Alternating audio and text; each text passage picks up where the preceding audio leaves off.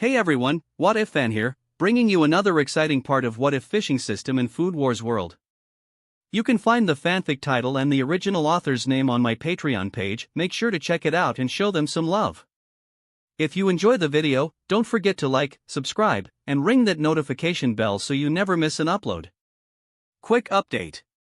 The series What If Transmigrated as a Kanto gym leader is now on hold, since we've caught up with the author. Also, the series What If Transmigrated in Bleach World will also be going on hold soon, since we've nearly caught up with the author. So now, I need your help picking the next project for the channel. I'm currently deciding between these three fanfics. What if Reborn in Highschool DxD as a Lucifuge? What if Transmigrated to Medieval Pokemon World? What if creating the strongest Strawhat crew by reading manga? Please vote in the poll and let me know which story you'd like to see next. I'll take the top 2 picks and start working on those series next.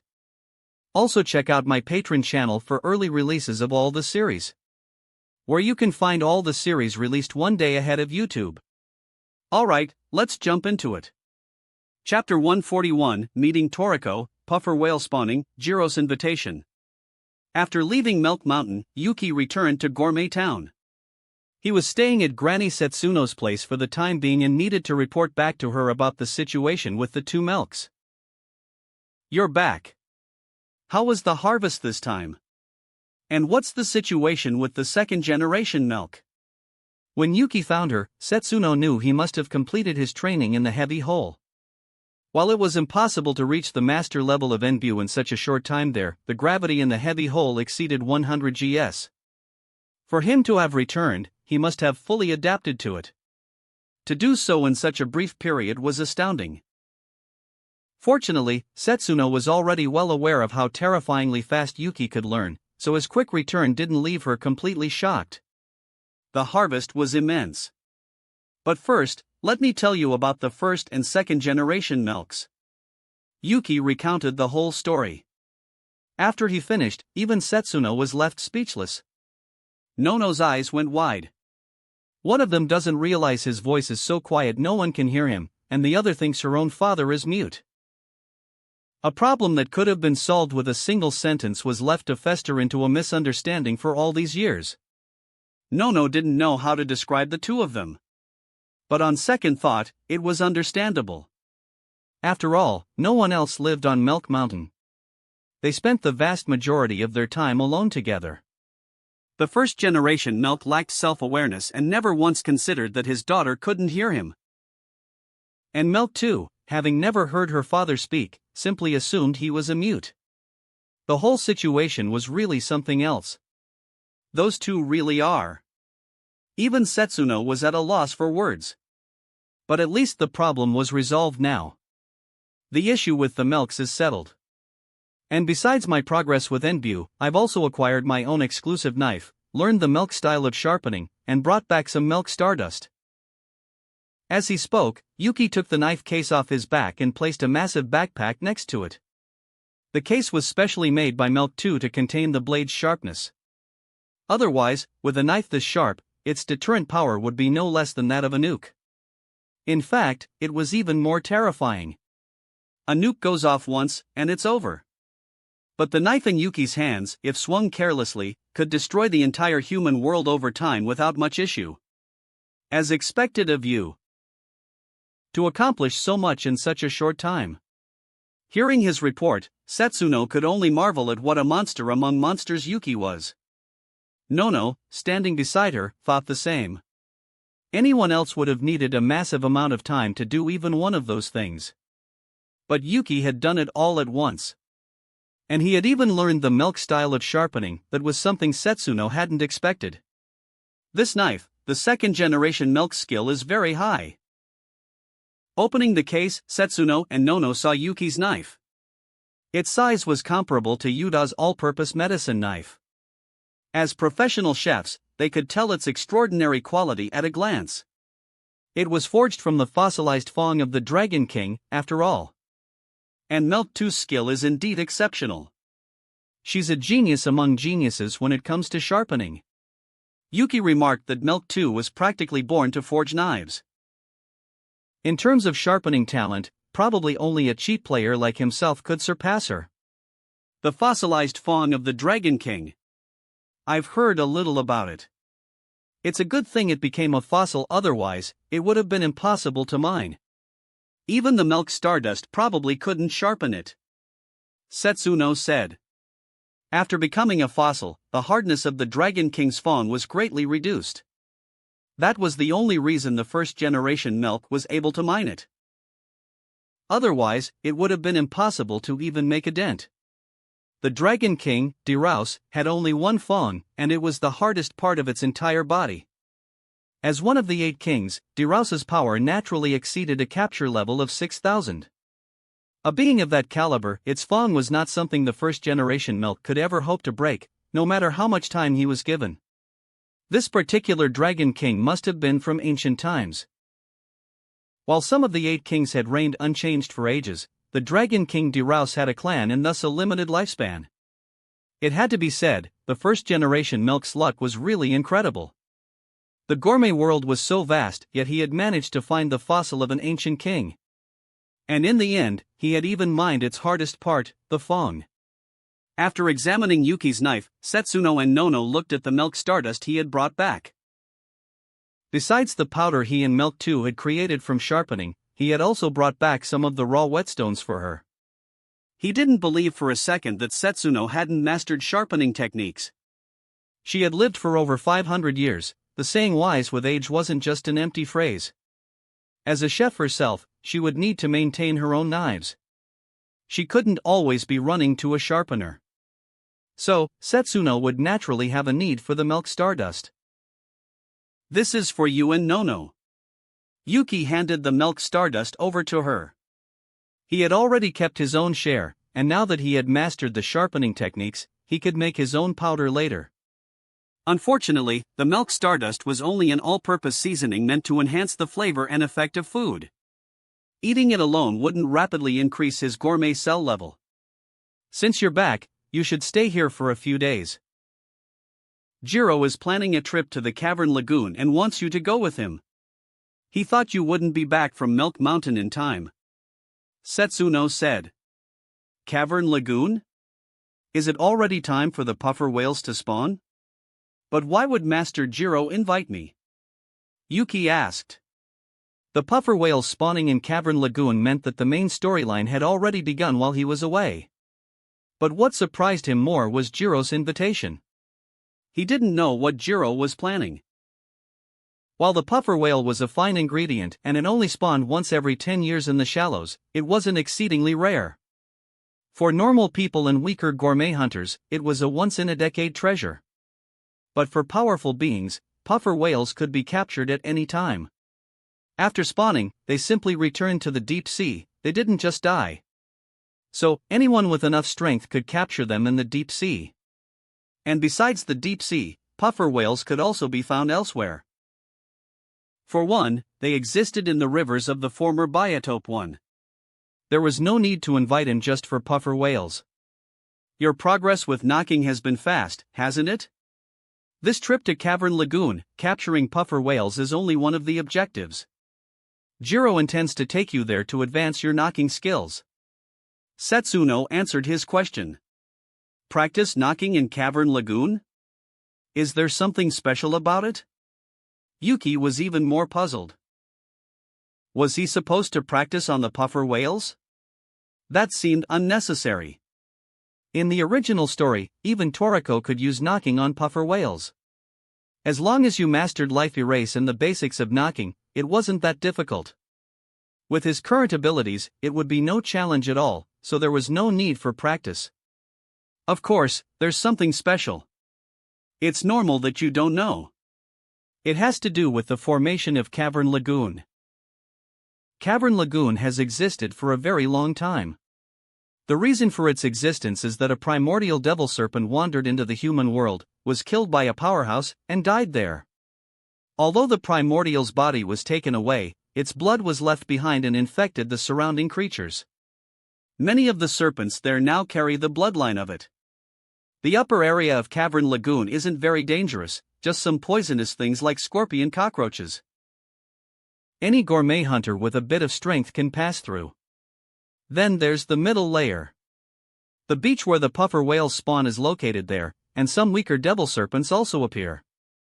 In the deeper layers, the devil serpents get progressively stronger. The ones at the very bottom of Cavern Lagoon have a capture level approaching 100. Though they aren't primordial devil serpent, they inherited some of their traits. These serpents have incredibly dense nervous systems, can easily change the hardness of their bodies, and have very strong regenerative abilities. They are the most suitable practice targets for mid-level knocking. Jiro is just taking advantage of the puffer whale trip to invite you along. If you hadn't made it back in time, you would have had to go on your own. After Setsuno explained the situation, Yuki was quite surprised. The original story never detailed the depths of Cavern Lagoon. After all, Toriko and the others were only after the puffer whale. In the story, they only encountered 2 devil serpents. One they killed, and the other, more powerful one, was knocked by Jiro. The devil serpent didn't seem to have a high capture level, only around 20-something. But later in the story, in the gourmet world, a primordial devil serpent appeared and even participated in the battle against Acacia. That primordial devil serpent had a capture level of over 5,000. Looking back at the ones in the human world, with a level of only 20-something, the gap was beyond astronomical. These devil serpents evolved from the blood of a primordial. Yuki never expected that the depths of Cavern Lagoon would hide so many powerful ones. It just went to show how big this world was. You couldn't think you knew everything just because you'd read part of the story. The plot only revealed important information. The finer details would never be fully shown in the manga. Hearing Setsuno's explanation, Yuki agreed without hesitation. Although even a near level 100 devil serpent posed no threat to him, when it came to knocking, having a master like Jiro there to guide him would be the fastest way to improve. It was much better than fumbling around on his own. Just like that, Yuki waited at Setsuno dining hall for a few days. On the day of the puffer whale capture, Jiro came to find him.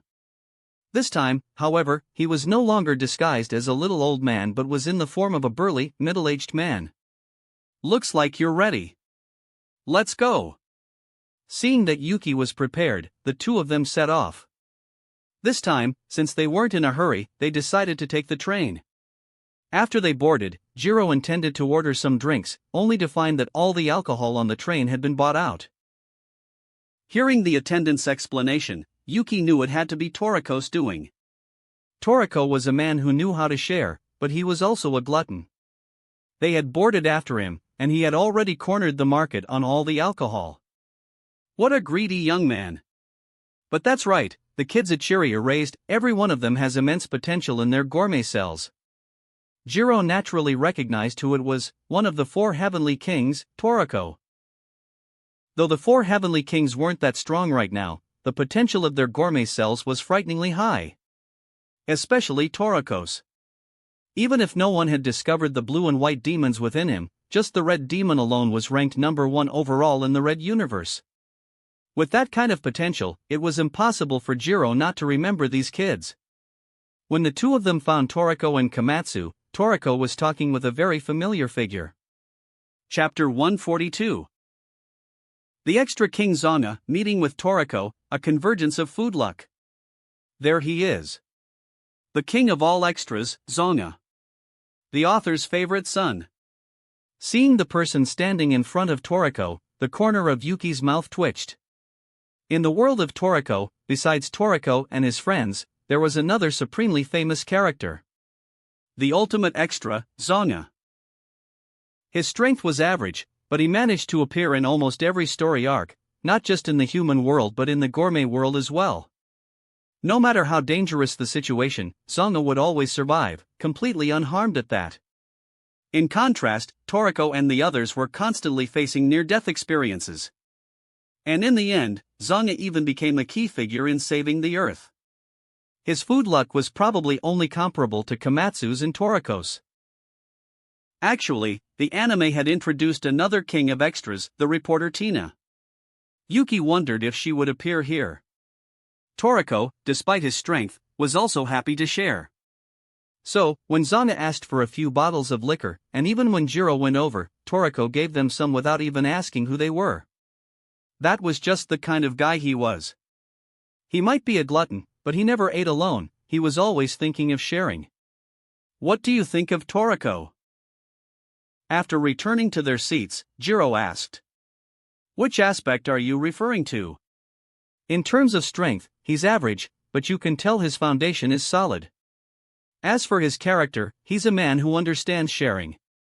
Yuki knew what kind of person Toriko was. He was actually more focused on Komatsu. Unfortunately, the Komatsu of now had yet to rise, and Yuki couldn't sense food luck. But the people with the strongest food luck in this world were all gathered here. Komatsu, Toriko, and Zonga, the three most favored by food luck. That boy is a lot like Ichiryu, someone who knows how to share, never eating alone. But the food luck on them is very strong. At Jiro's level, he could naturally observe the existence of food luck, and even see its form. He could clearly see that the food luck on both Toriko and Komatsu was far stronger than a normal person's. By the way, have you noticed anything different about yourself? Jiro suddenly asked. His question stunned Yuki for a moment. Different? Yuki was a bit lost, not knowing what Jiro was talking about. Right, you can't observe food luck. Did you know? On this train, your food luck is already ranked 5th. And, your food luck is strengthening at a visible rate. Jiro said. He could observe food luck, so he could see Yuki's. Yuki's food luck had been constantly getting stronger, but just now, after meeting Toriko's group, it was as if it had been injected with steroids and started to increase wildly. Even Jiro had never seen such a change. Right now on this train, the person with the strongest food luck was Zana, followed by himself, then Komatsu, then Toriko, and finally, Yuki. Jiro was also quite surprised by Zana. In his eyes, Zana was just a weak gourmet hunter, yet he possessed such powerful food luck. Yuki wasn't surprised at all by the ranking Jiro laid out. Zana having the strongest food luck was normal. Jiro was second because he had roamed the world for centuries and had become one of the pillars of the human world. His food luck naturally wouldn't be weak. Komatsu and Toriko had yet to reach their full potential. Though their food luck was much stronger than a normal person's, it couldn't compare to what it would become later. What surprised Yuki most was his own situation. According to Jiro, his food luck was rapidly converging. This puzzled him. Yuki had been prepared for the possibility of having no food luck at all. After all, he was an outsider, not someone who had grown up in this world. They had been accumulating food luck since they were children. As an outsider, he wasn't sure if he could even obtain something like that. But what Jiro described left him completely baffled. Though puzzled, Yuki didn't dwell on it. He didn't know what was happening, and with no clues, it was impossible to investigate. Besides, food luck was a good thing, a purely positive boost. Those with strong food luck were great at surviving. Zanga was the best example. No matter how reckless he was, he would never die, or even get hurt. Secondly, strong food luck boosted every profession. For a gourmet hunter, it could help them easily find rare ingredients. For a chef, it made it easier to hear the voices of ingredients. Thinking of this, a thought suddenly crossed Yuki's mind: ki. The reason he thought of it was because of the incident where the ingredients had all spoken to him at once. To make ingredients speak meant that his ki was very special. Could it be that his ki was attracting the food luck? Right now, Yuki still couldn't observe or actively use food luck, so he could only wait and research it later. Besides its passive benefits, food luck could also be used actively to block an enemy's kill shot. Jiro had used it to block many of Midori's attacks. Midori had also used it to block many of Acacia's attacks. But actively using food luck turned it into a consumable. Once it was used up, you wouldn't have any left. Yuki discussed the information about food luck with Jiro. After Setsuno's explanation of Cavern Lagoon, he had realized that there were many things in this world he didn't know. So maybe food luck had other uses. But as they talked, he learned that what was described in the original story was the full extent of it. During their journey, Toriko and Komatsu got off the train early. In the original story, Jiro had already captured a number of puffer whales by the time Toriko and the others arrived at Cavern Lagoon. This was partly because they had been held up by the Devil Serpent, and partly because Toriko and Komatsu had gotten off the train early to find Koko, one of the 4 heavenly kings. They had wasted some time during that period. So, even though they were on the same train, Jiro had captured the puffer whales first. After the train arrived at the city closest to Cavern Lagoon, Yuki and Jiro headed there directly. They didn't deliberately hurry, so by the time they arrived, a group of people was already waiting there. But they hadn't entered, they were squatting around the entrance. No matter the time or place, there are always people who want to reap without sowing. I don't know if these guys have a problem with their brains. If they run into someone who can actually capture a puffer whale, how could they possibly stand a chance? Yuki shook his head, looking at the group. Jiro agreed. These people were waiting here to ambush those coming out. They were afraid to die and had no confidence in their ability to capture a puffer whale, so they could only wait here and try to rob someone. But their logic was flawed. If they knew they didn't have the ability to capture a puffer whale, what made them think they could deal with someone who did? These guys lying in ambush here were just lambs to the slaughter. It had to be said, some people really lacked self-awareness. Yuki couldn't be bothered with them. In the original story, these guys tried to rob the GT Robo that had just come out. That GT Robo was something even the Toriko from the early Jewel Meat arc couldn't defeat, let alone these people. And the pilot of that GT Robo was Star June. So, these people were doomed. Yuki naturally didn't bother with them. Yuki and Jiro walked straight into Cavern Lagoon. After walking for a while, the surroundings became pitch black. But neither of them took out a flashlight or any other lighting tool. The darkness didn't affect them. Both Yuki and Jiro had night vision, they could see everything around them clearly. There are a lot of poisonous insects around here. I should release a bit of my aura. After walking for a while, they encountered a group of giant centipedes. Though they had concealed their auras and the surrounding creatures couldn't detect them, these giant centipedes were blocking the narrow passage. So, Yuki released a bit of his aura. Instantly, the poisonous creatures, sensing his presence, began to flee frantically in other directions. It was a good thing he controlled the range of his aura, otherwise, the entire Cavern Lagoon would have been thrown into chaos. Roar! After walking a bit further, a loud roar came from ahead. Without a doubt, it was the cry of a devil serpent. Though it was a serpent, many of its features were more like those of a dragon. In the original story, the devil serpent's roar was powerful enough to cause the cave entrance to collapse. Because it was influenced by the primordial devil serpent, its combat power was stronger than its capture level suggested. That was why Toriko and Koko had such a hard time dealing with it. This devil serpent was a proper elite monster. Continuing forward, the two soon arrived at a massive cavern. This was one of the necessary paths to the beach. These paths were all blocked by devil serpent nests. So, anyone without a certain level of strength couldn't even get to the puffer whales. So many human skeletons. I'm not eating this devil serpent. The devil serpent was an ingredient, but Yuki had no intention of capturing or eating this one. The reason was simple, this thing had eaten people, and quite a few of them. Though they had already been digested and turned into nutrients for its growth, the thought of it disgusted him. So he had no intention of eating this one. He would just capture another one in the deeper layers. Hearing this, Jiro glanced at Yuki and secretly nodded.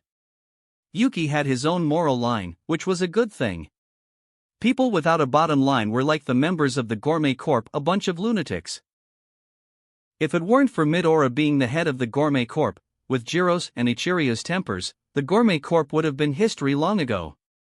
As for Jiro, he didn't share Yuki's sentiment. He thought that if it were a primordial devil serpent, it might be worth a taste.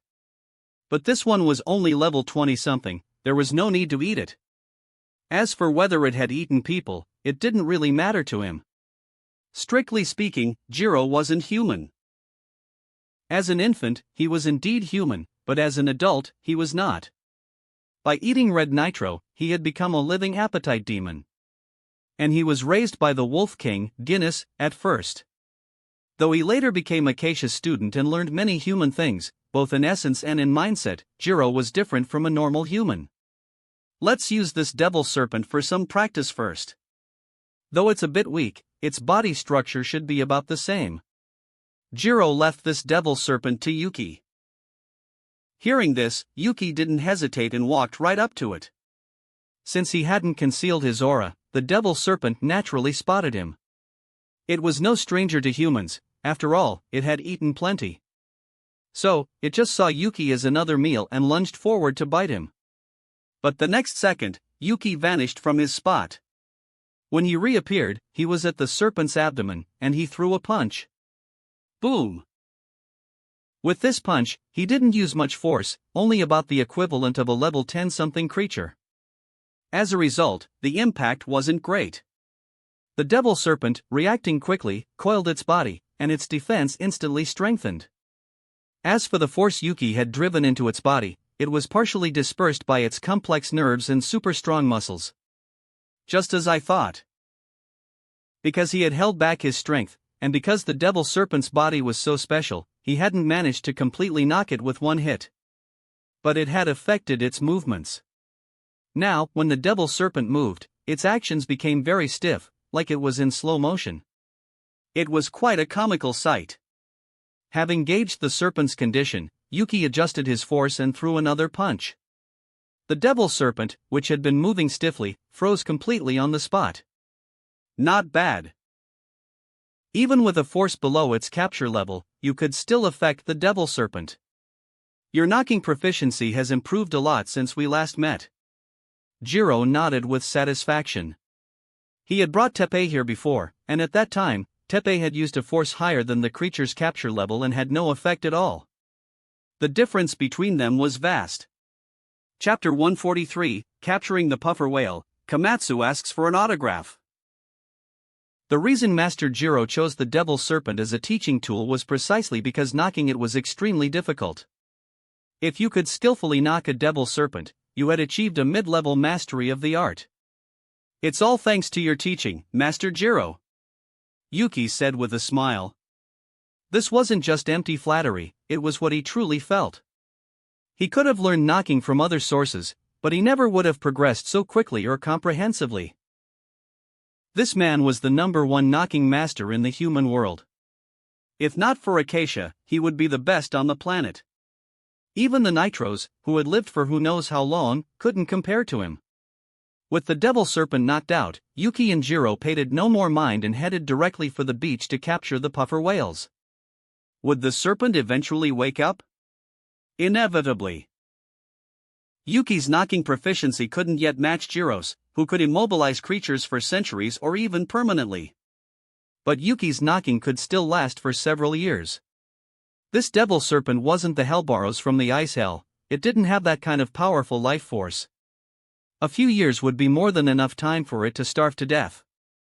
And there were other creatures around. While they were too scared to approach the powerful devil serpent now, once it remained motionless for long enough, they would eventually creep closer. So, even if Yuki and Jiro didn't finish it off, this devil serpent was fated to die. Leaving the serpent's nest, the two continued forward and soon arrived at a breathtakingly beautiful beach. It was filled with countless crystals and sea fireflies, their combined light illuminating the entire cavern. The puffer whales haven't started spawning yet. Looks like we'll have to wait a bit. Jiro took the large jar off his back. He hadn't come to capture puffer whales to eat their meat, but to drink their fin sake. I really don't get you, kid. Liquor is so delicious, yet you won't touch a drop. Taking a swig from a bottle he'd gotten on the train, Jiro looked at Yuki with a hint of exasperation. He had offered Yuki a drink before, but Yuki had told him he was a teetotaler. That had genuinely surprised him. In this world, almost everyone drank, because some of the liquors were truly exceptional. Even Ichirio, a terrible lightweight, would still drink. But here was Yuki, a complete anomaly. Yuki could only say that was just how he was. He had absolutely no interest in alcohol. Even though his gourmet cells could grant him immunity to the effects of most alcohol, he still refused to touch it. It's a personal thing. I just don't have any feeling for it. Yuki waved his hand dismissively. The two of them then sat on the beach, chatting while they waited. After a good while, the puffer whale spawning finally ended. This was the perfect opportunity for capture. The capturing is on you. Your hair is more convenient. Jiro handed the massive jar to Yuki, who nodded and sent his hair plunging directly into the sea. As his hair spread out, strand after strand, puffer whales were knocked and brought out of the water. While knocking them, Yuki also applied a preservation knocking, a technique that kept ingredients active even after being removed from their natural habitat. The puffer whales were out of the water, but they were still alive. With Yuki's current knocking proficiency, keeping these ingredients fresh for a month would be no problem at all. And that was without using his ki. If he did, he could keep them fresh permanently. After capturing several hundred, Yuki stopped. It was more than enough. Only a few thousand puffer whales had come here to spawn. Yuki wouldn't drain the pond to get all the fish. Besides, if he wanted more puffer whales later, he could just go to the old biotope 10 to capture them. Taking one puffer whale for himself, he placed the rest in the jar. He planned to prepare one right now and have a taste. Preparing a puffer whale was extremely difficult. In the original story, Komatsu and the others claimed that fewer than 10 people in the world could prepare one independently. That was obviously an exaggeration born from Komatsu's limited experience at the time. While preparing a puffer whale was hard, there was no way only 10 people could do it. Still, it spoke to the immense difficulty of the task. Inside every puffer whale was a massive poison sac. Removing this poison was incredibly difficult. The position and size of the poison sac were different in every single puffer whale, and a network of poison glands spread out from the sac throughout its entire body. There was only one unique path for preparing each puffer whale, and that path was constantly changing. This made it incredibly difficult. In the original story, Komatsu failed 9 times even with Koko guiding him. Besides the different cutting paths for the poison glands and sac, there was also the firmness of the flesh. Because puffer whales lived in the deep sea, their flesh was incredibly dense. This made cutting it feel like slicing through frozen meat. You needed a lot of force, but if you used too much, you would inevitably fail. The moment Yuki held the puffer whale, he already saw its internal structure. Even though it was his first time preparing one, with the help of Food Honor, he instantly knew how much force to use. Even with a large knife, he completed the cuts in an instant, and the poison sac was cleanly removed. A properly prepared puffer whale would normally turn a golden color, but this one didn't. This was because Yuki's preparation speed was simply too fast. After mastering Food Honor, one could do many unbelievable things. Their preparation speed could even outpace the reaction of the ingredients themselves. There was once a chef who mastered Food Honor and could fillet a fish in the water, leaving only the head, tail, and skeleton. The fish, unaware it was just bones, would continue to swim for several years before dying. That was how absurd Food Honor could be. It defied common sense. This puffer whale hadn't even realized it had been prepared, which was why its color hadn't changed. Should have gone a little slower. Compared to this color, Yuki thought the golden puffer whale looked much better. But it was already done, so there was nothing for it but to eat it. Unlike Toriko and the others, who ate it as sashimi, Yuki planned to make a soup. An ingredient like the puffer whale was excellent for soup. As for the fins, he gave them to Jiro, who set up his own cooking tools on the side to make finsake. Since the two of them planned to continue deeper into the cave and weren't leaving the beach yet, they weren't in a hurry. But soon, a massive roar echoed from the cave entrance.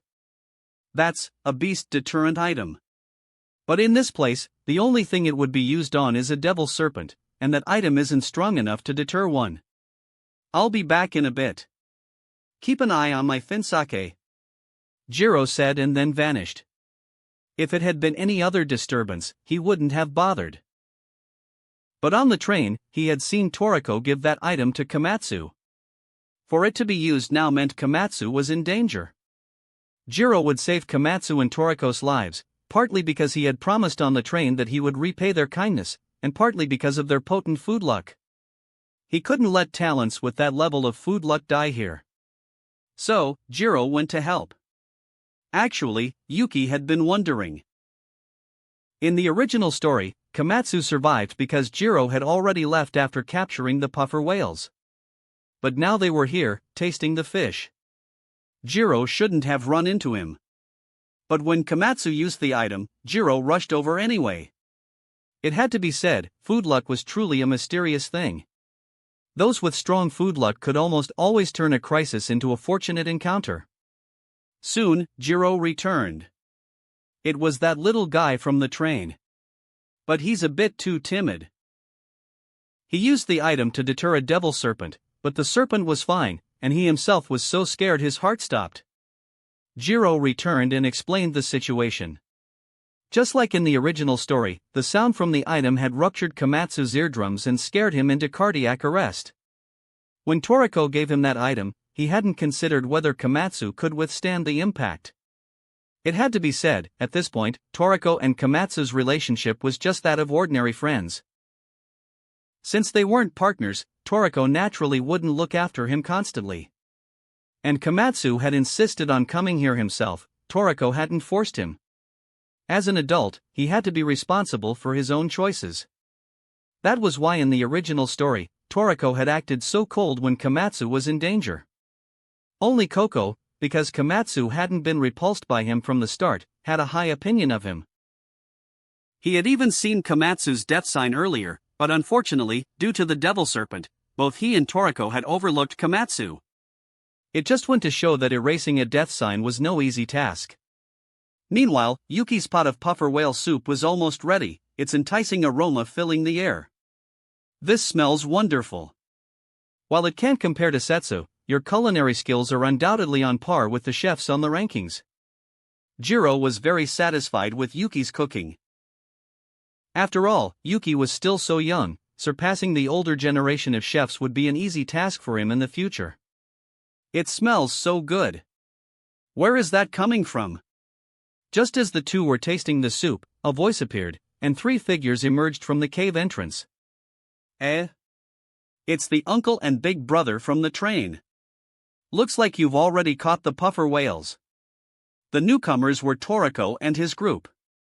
Seeing Jiro and Yuki, Toriko clearly recognized them. Since Jiro was in his middle-aged form this time, not an old man, Toriko called him uncle.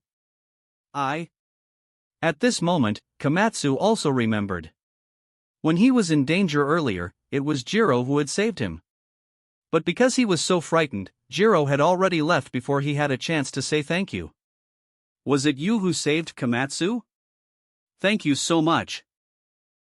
Koko's favorability towards Komatsu was extremely high, so hearing that it was Jiro who saved him, he immediately expressed his gratitude, while also trying to guess who this man was. After all, anyone who could pull someone back from the brink of death couldn't be simple. Don't mention it. Didn't I say before? I would repay the favor. Jiro said with a smile. Hearing this, Komatsu and Toriko were stunned for a moment, but they quickly remembered their encounter on the train. Without a doubt, this man hadn't just been talking, he had truly saved Komatsu's life. Who are you people? To be able to get here, capture puffer whales, and even knock a devil serpent. Toriko looked at the two of them, his face serious. My name is Yuki. As for him, this is the knocking master, Jiro. Yuki introduced himself and then Jiro. Knocking master Jiro? Hearing this, all 3 of them exclaimed. They knew the name of the legendary knocking master. Wait, Yuki. Are you Chef Yuki, the one who created the century soup with Granny Setsuno? Komatsu quickly recognized Yuki's name as well. The news about the century soup had caused a huge stir. The creation of an artificial version was a bombshell in the human world. Yuki had naturally entered everyone's line of sight. Komatsu idolized powerful chefs. Although Yuki's name wasn't on the chef rankings, to have co-developed a new version of the century soup with Granny Setsuno was already an incredible feat. See Chef Yuki, can I have your autograph? Komatsu took out a pen and paper from his backpack, looking at Yuki with an expectant gaze. Chapter 144, The GT Robo, The Role of Food Luck. Of course. Yuki nodded, taking the pen and paper from Komatsu and giving him his autograph. After a few more words, Toriko and Koko remembered their mission to capture puffer whales. Although Yuki and Jiro had already caught some, Toriko knew that not everyone was as willing to share as he was. He had to capture some for themselves. Knowing that the puffer whales had finished spawning and were about to leave, Toriko wasted no time and jumped into the sea. Koko quickly followed. Komatsu wanted to go with them, but Yuki stopped him. With Komatsu's ability, he would only cause the puffer whales to poison themselves. It would be impossible for him to capture a single healthy one. Their knocking is still a bit too crude. Jiro watched the two of them in the water capturing puffer whales and shook his head. Koko was using a knocking gun, while Toriko was using his fingers directly. Though both of them succeeded a few times, they also made mistakes. In Jiro's eyes, their knocking technique was too rough to even look at. And it wasn't just Jiro, even Yuki thought so. Having learned from Jiro himself, Yuki had some confidence in this area. Although Toriko and Koko had learned knocking at the IGO, the instructors there couldn't compare to Jiro. And neither of them had focused their main efforts on knocking, so it was normal for their technique to seem crude. It was also normal that they didn't focus on knocking. Both Toriko and Koko had their own appetite demons and their own unique techniques. Toriko had his demonic sense of smell, and though its development was average at this stage, he also had his fork and knife. For him, those techniques were enough to study. Knocking was a strong skill, but its strength depended on whether it suited you. They had better options, so there was no need to spend too much time on it. Koko was the same. Besides his demonic vision, he mainly researched the poisons in his own body, constantly creating various antibodies. Directly creating antibodies in one's body was another characteristic of those with gourmet cells. Although the number of antibodies in Toriko's body couldn't compare to a poison man like Koko, he had also developed antibodies to some common poisons. He wasn't afraid of those poisonous creatures at all. Of course, forming antibodies wasn't easy. You had to control the toxicity and the amount of poison, otherwise, a single mistake could lead to death instead of immunity. As for Yuki, he didn't need to create these antibodies in advance. The reason was simple: his repeatedly evolved gourmet cells, besides their level increase, had also enhanced their other characteristics. This naturally included antibody production. Though Yuki's gourmet cells weren't poison-based, and he couldn't become a poison man, his resistance was far stronger than others. So, for any poison his body could withstand, he could instantly adapt and create antibodies. As for poisons his body couldn't handle, he couldn't create antibodies in advance anyway. This trait allowed him to create antibodies on the fly, unlike Toriko and the others who had to do it beforehand. Since neither of their strengths lay in knocking, they ended up poisoning quite a few puffer whales. Luckily, a poisoned puffer whale still stayed alive, it just became inedible. So, these puffer whales could still reproduce, otherwise, their actions would have been quite wasteful. Because Yuki and Jiro were there and had told them the spawning was over and the whales would soon leave, Toriko and Koko didn't just capture 10 as they did in the original story. They caught over 30 before stopping.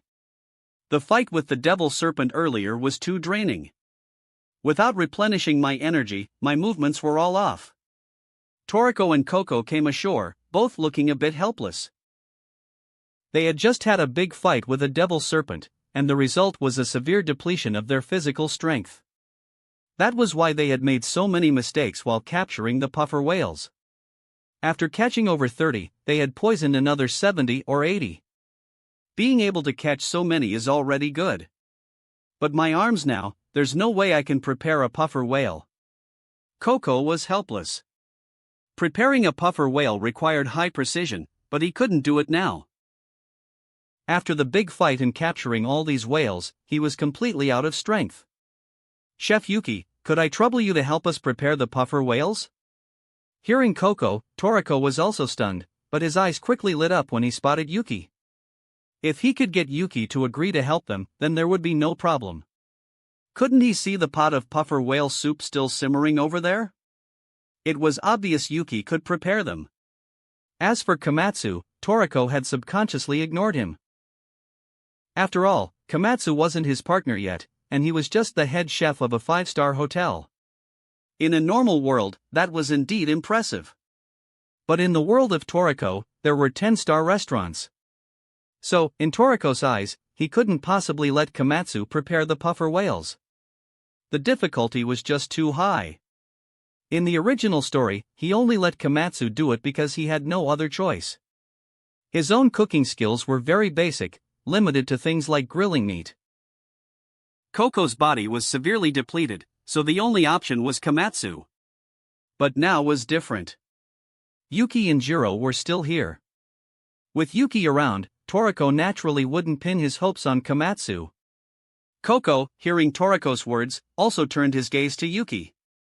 Though he had a high opinion of Komatsu, he didn't think he could prepare a puffer whale.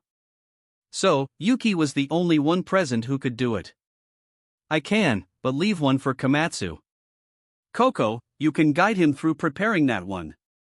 Yuki nodded. It was a small favor, and he had a good impression of Toriko and the others, so he agreed. But at the same time, he said to leave one for Komatsu. He wanted to see if, with only one chance, food luck would help Komatsu complete the preparation. Me? I don't think I can do it. Komatsu knew how precious the puffer whale was and how difficult it was to prepare. For him to do it, in his eyes, was like throwing the ingredient in the trash. You won't know if you don't try. The main difficulty in preparing a puffer whale is finding the location of the poison sac and glands. As for the rest, it's a small matter. With someone guiding you, you just need to follow Koko's instructions. Yuki explained that besides finding the locations, the cutting steps weren't that hard. You just had to get used to the firmness of the flesh. In that case, Komatsu, listen to my instructions. I'll tell you where to cut and the specific data for the cuts. Koko didn't refuse. Since Yuki had said so, he didn't mind teaching Komatsu. As they spoke, Komatsu and Koko were ready. Under Koko's verbal guidance, Komatsu began to cut. As soon as he started, he discovered that the texture of the puffer whale's flesh was very different from other ingredients. He quickly adjusted his strength. Komatsu's fundamentals were solid. As long as he overcame his psychological pressure, preparing the ingredient wouldn't be a problem. Soon, under Koko's guidance, after a few cuts, the location of the poison sac was exposed. It was clear that Komatsu was only one step away from success. This kid's cooking talent is pretty good. And his food luck has become even stronger. Jiro looked at Komatsu with some surprise. He had thought that with only one chance, even with Koko's guidance, Komatsu would definitely fail. But he never expected him to succeed. Though Jiro wasn't a chef, talent like this was enough to make him take a good look. After carefully cleaning out the poison glands and removing the sac, the puffer whale instantly turned a brilliant gold. It was a success. You did it on the first try. Komatsu, you're amazing. Koko was full of praise. He could also prepare a puffer whale, but he relied mainly on his vision to clearly see the inside of the ingredient. Though he was guiding Komatsu this time, there was a big difference between seeing it himself and giving verbal instructions. So, for Komatsu to succeed on the first try, Koko was naturally full of praise. That's great. At least I didn't waste the ingredient. Komatsu let out a sigh of relief. Thank goodness he hadn't wasted this puffer whale. Very good. Since you're done, I'll take care of the rest.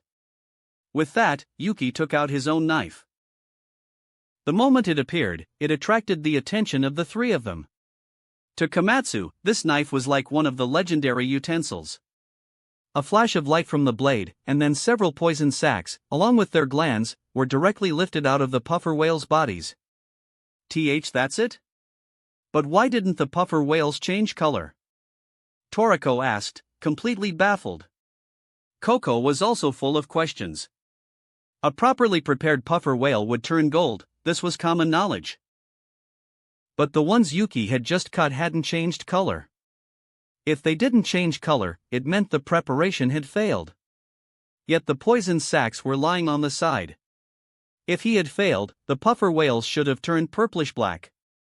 In short, Yuki's series of actions and the appearance of the puffer whales left the three of them very confused. It was Jiro who explained it to them. Only then did they understand that Yuki could remove all the poison sacs and glands before the ingredients even had time to react. This operation felt unreal to them. After all, the rumor was that only 10 people in the entire world could independently prepare a puffer whale. Now it seemed that rumor was completely wrong. After finishing the preparation, Yuki cut up a portion of the fish in front of them, using some to make soup and some for sashimi. The three of them naturally had no objections to this. As for the fins, they were naturally given to Jiro. As everyone sat around the puffer whale, Toriko and Coco ate, and the muscles in their bodies began to squirm. This wasn't because their gourmet cells were activating. It was because their depleted bodies were instantly replenished, returning them to their peak state. Just as the two were satisfied with their changes, Yuki and Jiro looked towards the sea. They both sensed something approaching. "Chef Yuki, Master Jiro, what's wrong?" Seeing the two of them staring at the sea, Toriko asked with some confusion. Was there another rare ingredient out there, or were there some puffer whales that hadn't left yet? "Something's coming up. Something very terrifying for you guys. So you need to be mentally prepared." Yuki hadn't forgotten the scene in the original story where Toriko and Coco were terrified by the appearance of the GT Robo. The Star June of this period was indeed much stronger than them. It wasn't until they entered the gourmet world that they gradually caught up. So, the Star June of now was a super threat to the two of them. Hearing Yuki's warning, the two exchanged glances and didn't say much, but their muscles tensed. It was clear that if they sensed something was wrong, they would act immediately. Whether it was to flee or to fight, being prepared now was definitely the right move. Just as the two were ready, a strange figure suddenly emerged from the sea, carrying a large net bag filled with knocked puffer whales. Even using a GT Robo, Star June could easily knock puffer whales. What the hell is that thing? Toriko and Coco, in a stress reaction, immediately entered combat mode. Coco's skin turned black, the darker the color, the stronger the poison. For him to directly enter this state now. Toriko was the same. His body had recovered, but he also immediately exploded into combat mode. Seeing the two of them, the GT Robo scratched its head and, ignoring them, dragged its puffer whales and prepared to leave. That was Starjune's way. He would only act against those who threatened him. Otherwise, he wouldn't waste time on these people. These guys from the Gourmet Corp really go all out to get ingredients. They even made a robot that looks like a Nitro. Do they really think they can fool the Nitro race with this? Jiro said with some exasperation. Chapter 145, A Baffled Star June, A Meeting at the Gourmet Corp. A robot? And what's a Nitro? Hearing Jiro's words, Toriko and Coco looked at him with confusion. They had relaxed slightly, and for a simple reason, Master Jiro was right beside them. An opponent that was terrifying to them would be nothing special to a powerhouse like him. That's a GT Robo, a robot developed by the Gourmet Corp specifically for capturing ingredients. As for the Nitro, all you need to know is that they are a very special, intelligent race. The thing is, the Nitro race possesses exceptionally high intelligence, with a civilization that might even surpass humanity's. Trying to fool them with a GT Robo disguised to look like one of them is a fool's errand. Jiro shook his head, and Yuki silently agreed. The intelligence gap between the Gourmet Corp and the IGO was just too vast. The Nitros they knew of were the ones whose ability to speak had been stripped away by the Blue Nitros experiments, their intelligence reduced to that of beasts. In their eyes, the Nitro race had no intelligence of its own. So, they thought that disguising a GT Robo might allow them to trick the Nitros and learn their secrets. But a Nitro that had lost its reason was completely useless, tricking it would be pointless. As for an intelligent Nitro, none would be foolish enough not to recognize one of their own kind. So, the Gourmet Corp's entire operation was a complete waste of effort. This was partly due to their poor intelligence, and partly because Midora, their leader, hadn't bothered to search for the truth.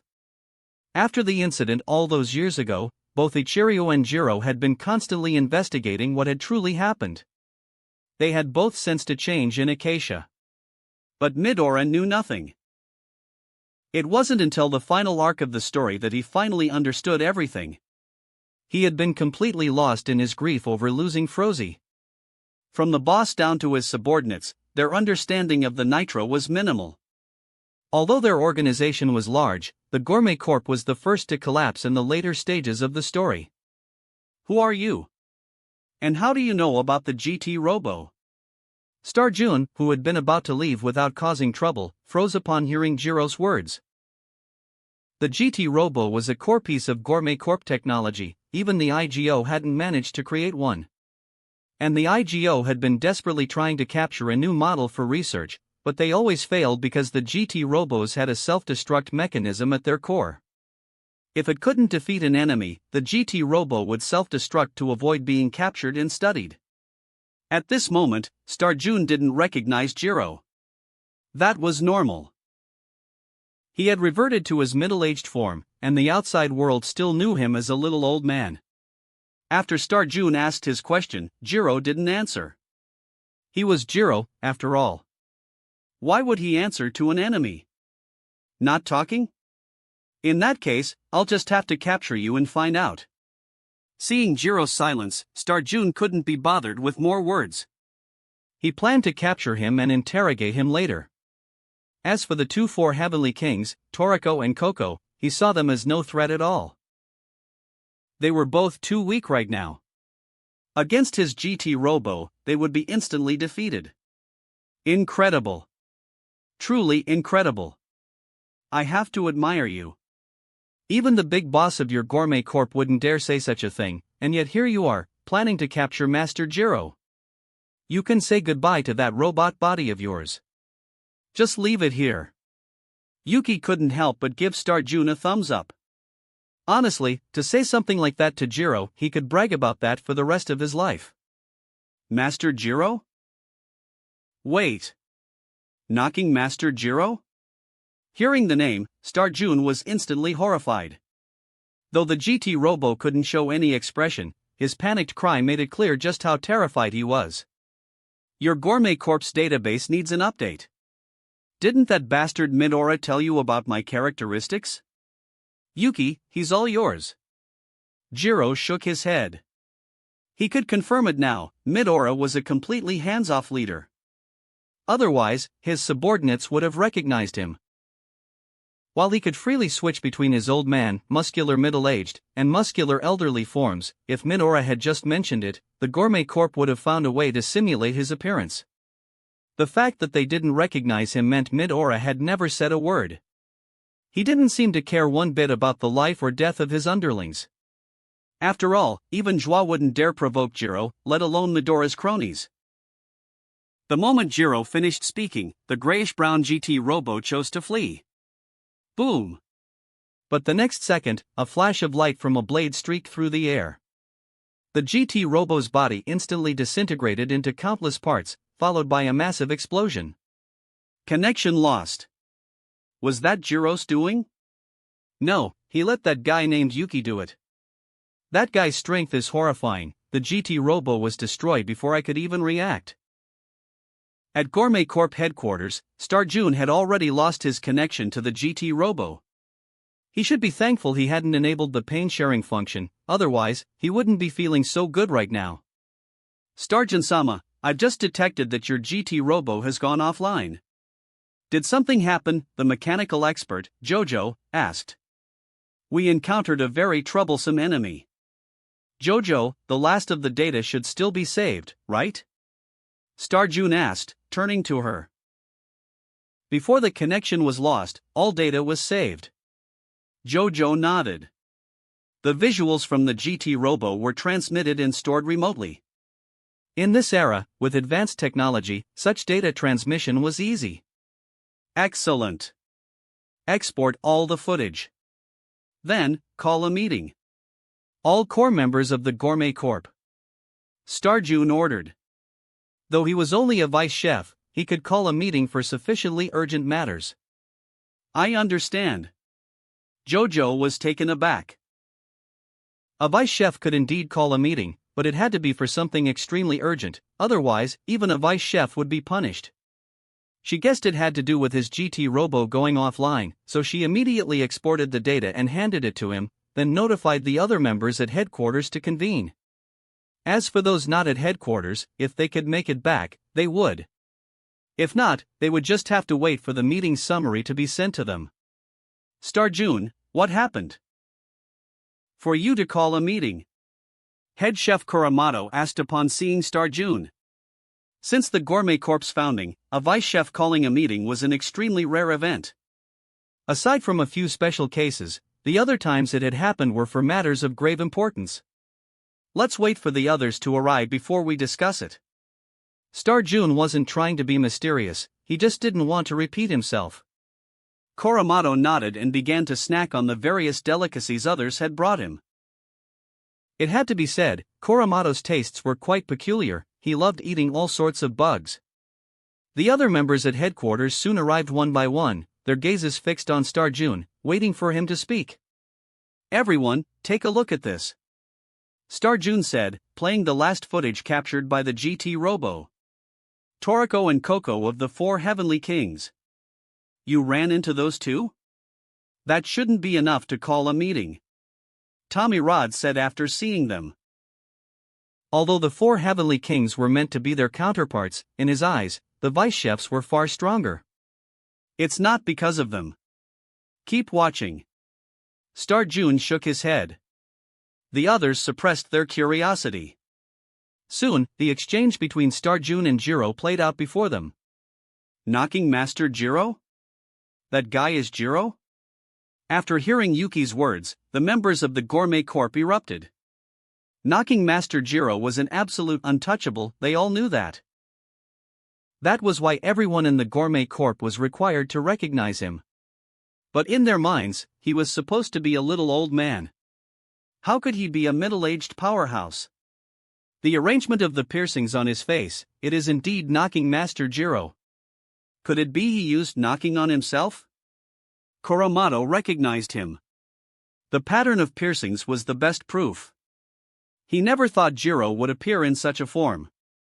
And it's not just Jiro. There's also that guy named Yuki. My GT Robo was destroyed by him before it even had time to react. Starjun said. Because Yuki's final attack was too fast and too powerful, all they could see was a flash of a blade, and then the GT Robo was obliterated.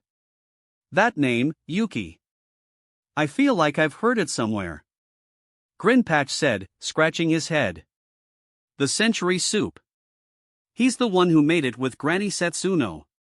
Tommy Rod reminded him, and everyone finally remembered. It wasn't that their memories were bad, but Yuki's name had only appeared once in connection with the soup. A chef who's not even on the rankings has that kind of strength? A pity the GT Robo was too weak, we couldn't gauge his true power. The group felt a bit helpless. Starjun's GT Robo could only handle beasts in the 40 to 50 capture level range. Once beyond that, it was difficult to test an opponent's strength. But one thing was certain, Yuki's strength was at least over capture level 70. Otherwise, he couldn't have one-shot the GT Robo so easily. He's not the main point. He is strong, but he's not a threat. The one we really need to watch out for is Master Jiro. Pass the word to everyone else.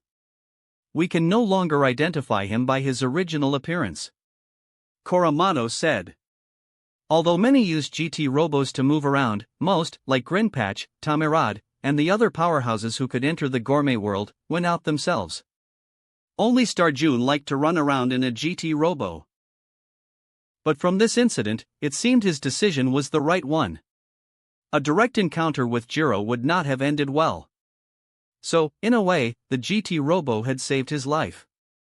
The entire Gourmet Corp immediately disseminated the news of Jiro's transformation, instructing everyone to pay attention to the position of his facial piercings and his standard pompadour hairstyle to identify him. If they encountered Jiro or Ichiryu, there was only one option: run. Otherwise, death was certain. It didn't even require a second thought. As the Gourmet Corp mobilized, back in the cavern lagoon, Yuki and the others had collected the puffer whale Star June had captured. As for the GT Robo, it had been blown to smithereens. Yuki had no interest in it. To him, it wasn't even worth picking up. As for the IGO, they didn't really need to keep staring at the GT Robo. They had their own advanced biotechnology. After this, Yuki and Jiro parted ways with Toriko and the others. Though Toriko and his group wanted to explore the deeper parts of the cave and see the more powerful devil serpent, they were stopped. After all, they were exhausted after fighting a mid-level devil serpent, one that wasn't even the strongest. Though they had gained some experience, going deeper was beyond their capabilities. So, in the end, the three could only choose to leave. Chapter 146, The Deeper Layers of the Cavern Lagoon, an Ecosystem Created by Blood. Jiro had never paid any mind to the people at the entrance. To him, they were just small fry. If he didn't run into them, fine. But if they dared to attack him, they could just wait for death. Jiro was not one to be merciful. Just look at the beasts he had used knocking on for a lifetime. He could do the same to humans, and even ensure they wouldn't starve to death while being knocked. That was the magic of knocking. At this moment, Yuki and Jiro were heading down, soon arriving at the deeper layers of the maze. Here, Yuki could clearly sense a multitude of powerful auras. Without a doubt, these were all devil serpent, but their strength was on a completely different level from the ones in the middle layer. Those in the middle layer felt more like underdeveloped devil serpent, like the Trollkong clan, where only the weak were sent out. Furthermore, Yuki discovered that the cave passages in the deep layer were far more complex. If the complexity and size of the upper and middle layers combined were a 1, then the deep layer exceeded 1000. In the deep layer, a special ecosystem had formed. This was why the devil serpent here never went up. The deep layer was like a small, subterranean world. The auras of these creatures are similar to the devil serpents. Have all the living things in the deep layer been influenced by the devil serpent's bloodline? Yuki asked. He could sense the devil serpent's aura in every creature here. It wasn't something they had picked up from living here long-term, it was innate. Your perception is correct. All the creatures here have been influenced by the primordial devil serpent. Although it was only its blood that flowed onto this land, the power of a primordial is too great. For the human world, even a creature of over level 100 could turn it upside down, let alone a being with a capture level exceeding 5000. A primordial devil serpent has the power to easily wipe out the human world. After its blood seeped into this land, a very special ecosystem was formed here. However, the rulers here are still the serpents. Because they belong to the same serpent family as the primordial, the serpents here have all evolved into beings similar to it. Other creatures, though influenced by the blood, are not serpents, so their evolution was not as thorough. Thus, they became the food of the devil serpent. Over time, through the efforts of these creatures, this underground space has continuously expanded, eventually becoming what it is today, an ecosystem created by the blood of a devil serpent. Jiro explained. Powerful creatures had a great impact on the natural world. Forget the primordial devil serpent. The 8 kings were the best example. The emotions of the 8 kings were linked to the environment. When they were angry, wherever they passed would become barren, and even the land would crack. But when they were happy, wherever they passed would become a paradise suitable for all living things. Though the primordial devil serpent couldn't compare to the 8 kings, its lifeblood, while unable to directly transform the natural world, could still modify some creatures without any problem. Your next target is the devil serpent here. You don't need to control them permanently, just immobilize everyone you see for one day. Jiro said. Hearing this, Yuki nodded. Jiro had his reasons for arranging this, so he naturally wouldn't question it. The two of them then settled down in the deep layer. Though the environment wasn't great, for powerhouses like them, it wasn't a big issue. Jiro didn't even need to act. The pressure Yuki released formed an absolutely safe zone around them. Any beast that wanted to enter would be scared away. This wasn't because they were worried about being ambushed, the beasts here were no match for them. It was simply to eliminate the trouble.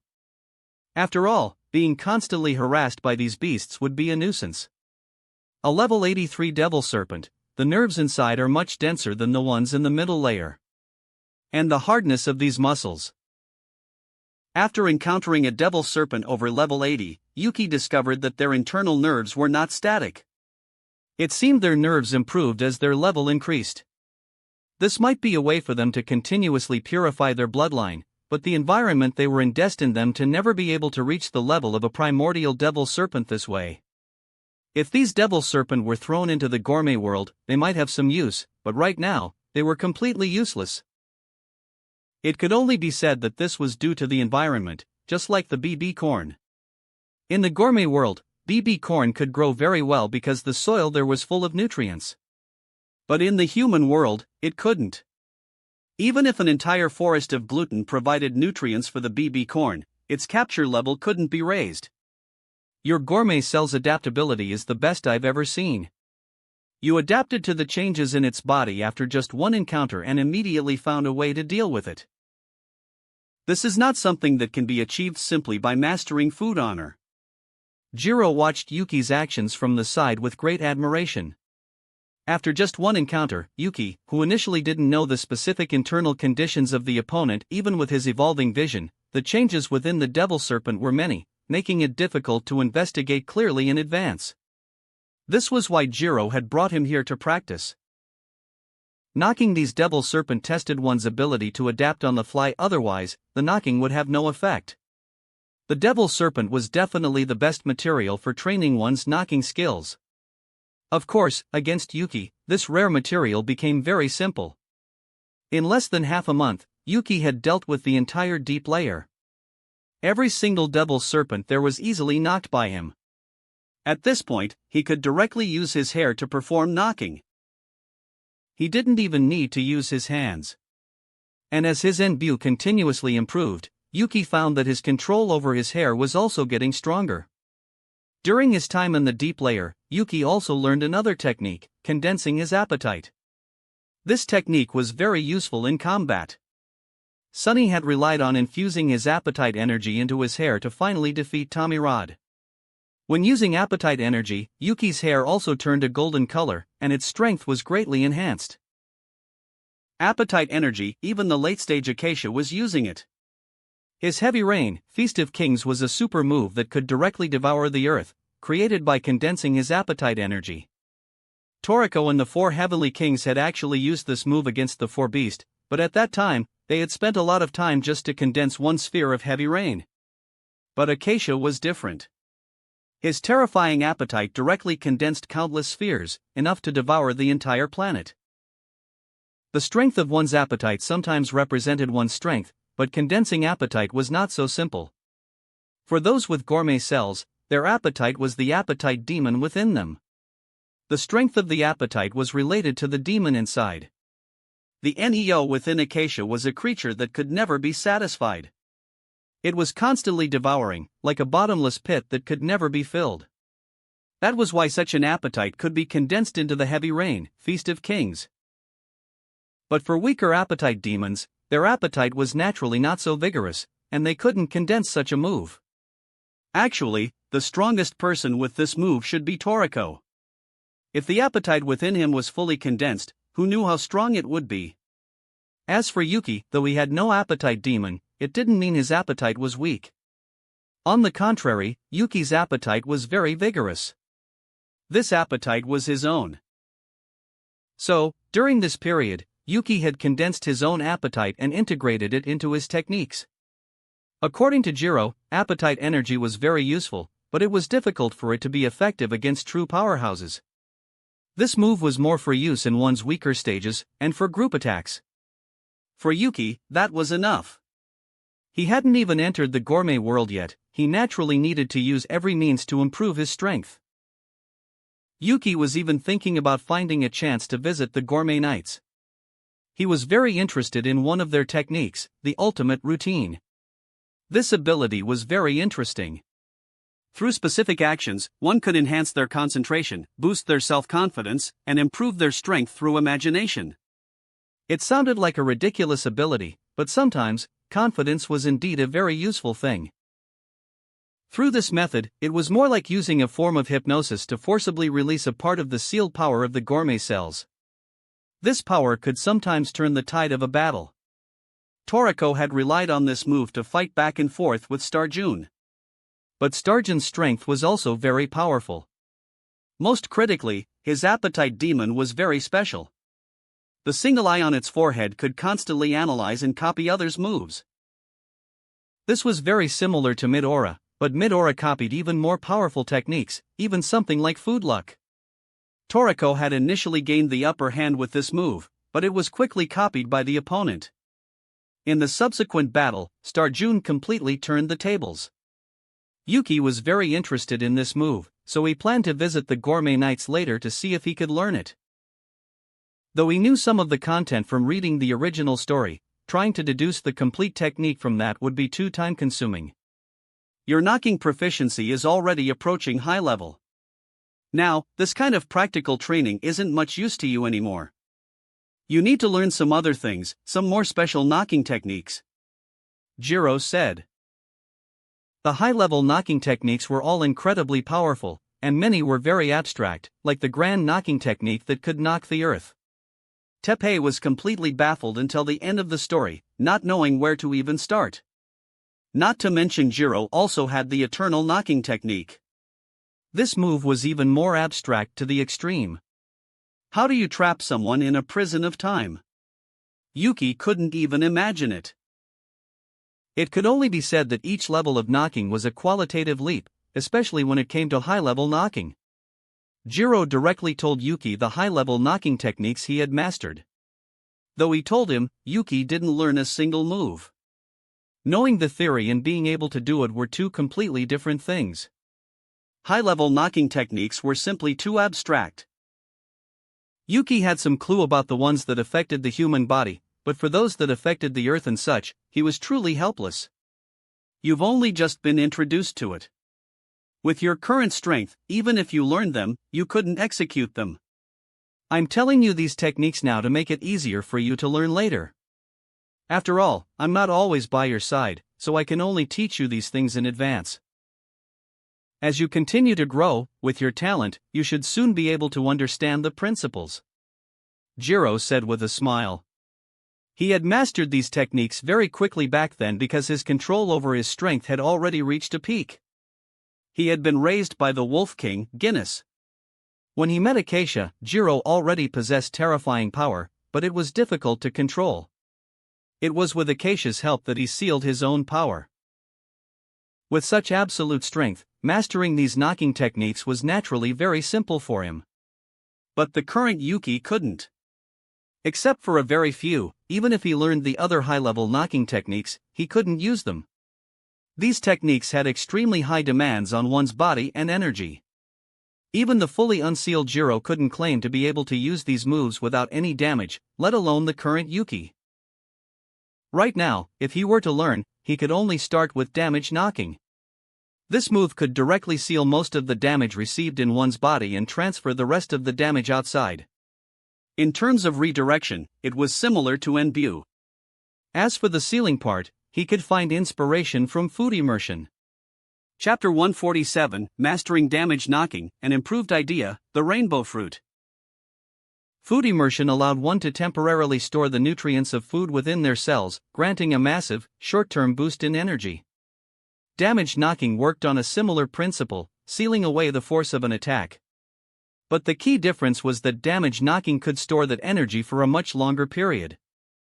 By drawing inspiration from food immersion, Yuki had found a new path, an idea that perhaps even Master Jiro had never considered.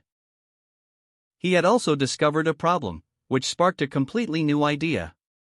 Food immersion was temporary. While it could extend your energy reserves, the effect would vanish if too much time passed. That's why any true powerhouse would only use it right before a major battle.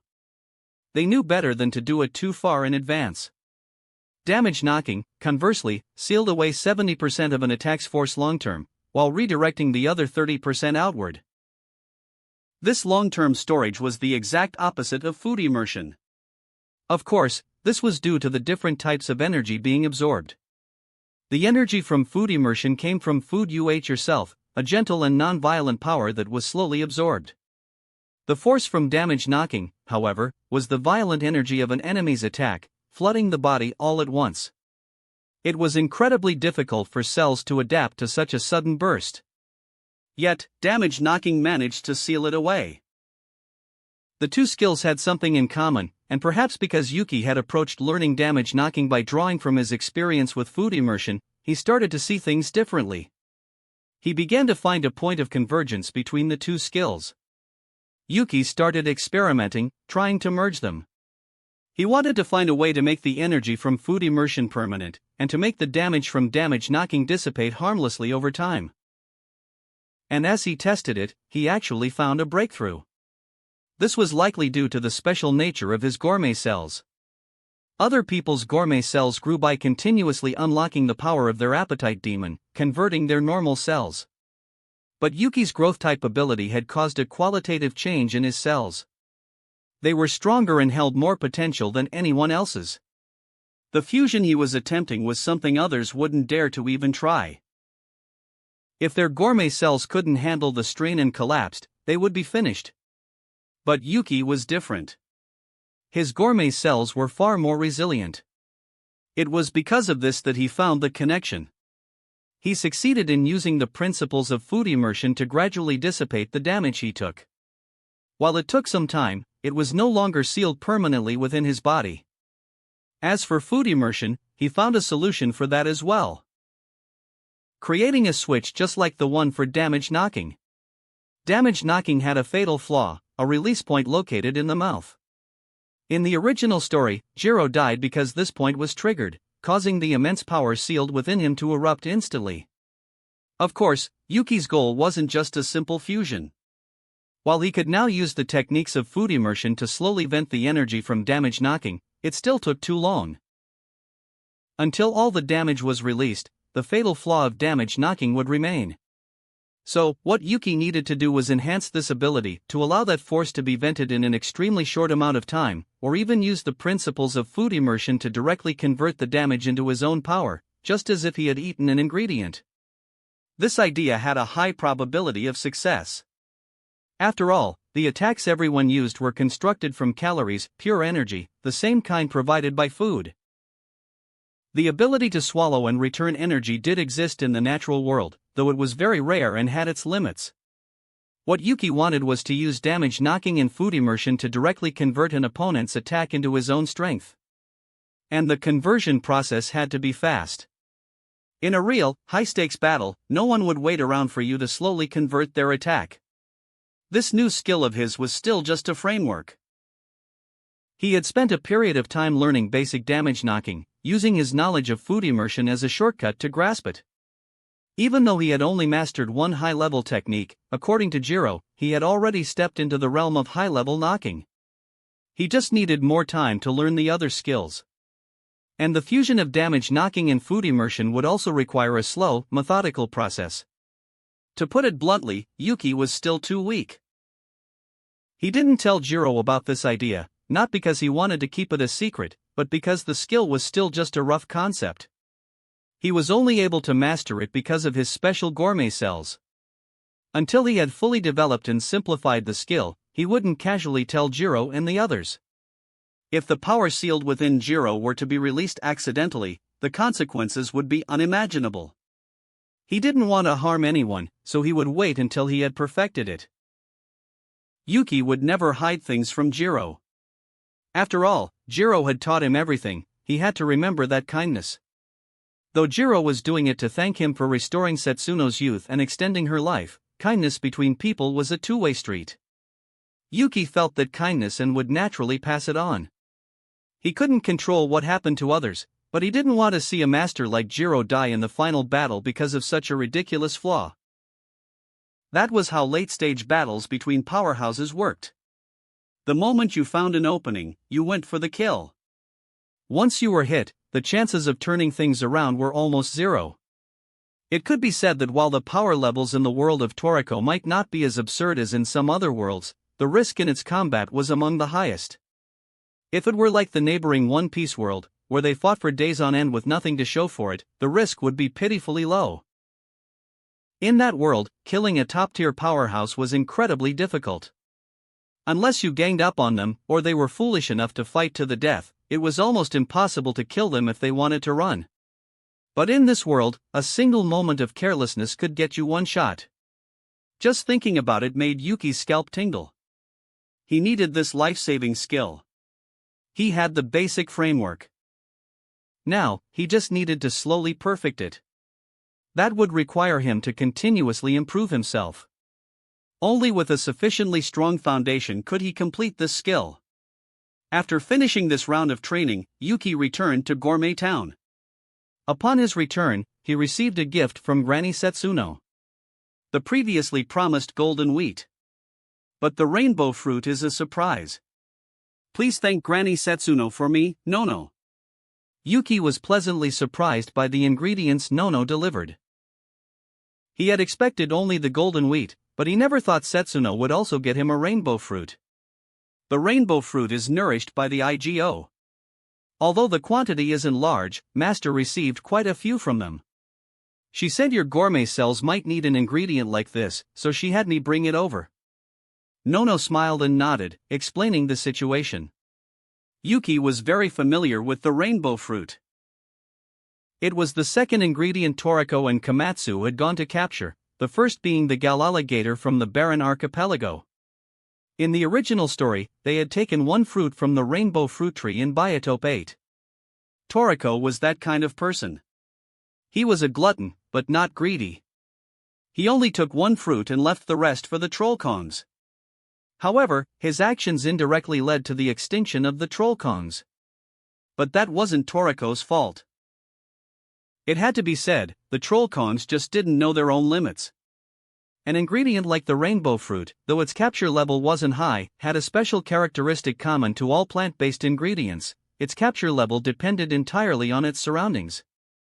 The rainbow fruit, for example. Because it was guarded by the trollkongs, whose average capture level was only 9 with their leader, the silverback, at level 10, the fruit's capture level was only 12. But what if it was guarded not by trollkongs, but by the four beasts? Then the difficulty of capturing it would skyrocket to over 100. Plant-based ingredients all had this trait, including the century soup. If it had appeared in the gourmet world instead of the ice hell, its capture level would have also soared. The effects of the century soup were terrifying, even the gourmet cells of Ichiryu and the others would react to it. It was in no way inferior to an ingredient with a capture level in the thousands. The trollkongs simply couldn't protect such an ingredient. The result was that when someone came to covet it, they couldn't possibly fight them off. That tribe also didn't seem to have much of a brain. Toriko had already come and captured a rainbow fruit. Under these circumstances, they should have known they would encounter other powerful beings who coveted it. But perhaps Toriko's mercy gave them the wrong impression, making them think they weren't in any danger. However, the second time, it was the Gourmet Corp who came. They didn't care if this was some ecological area, nor did they care about the lives of the trollkongs.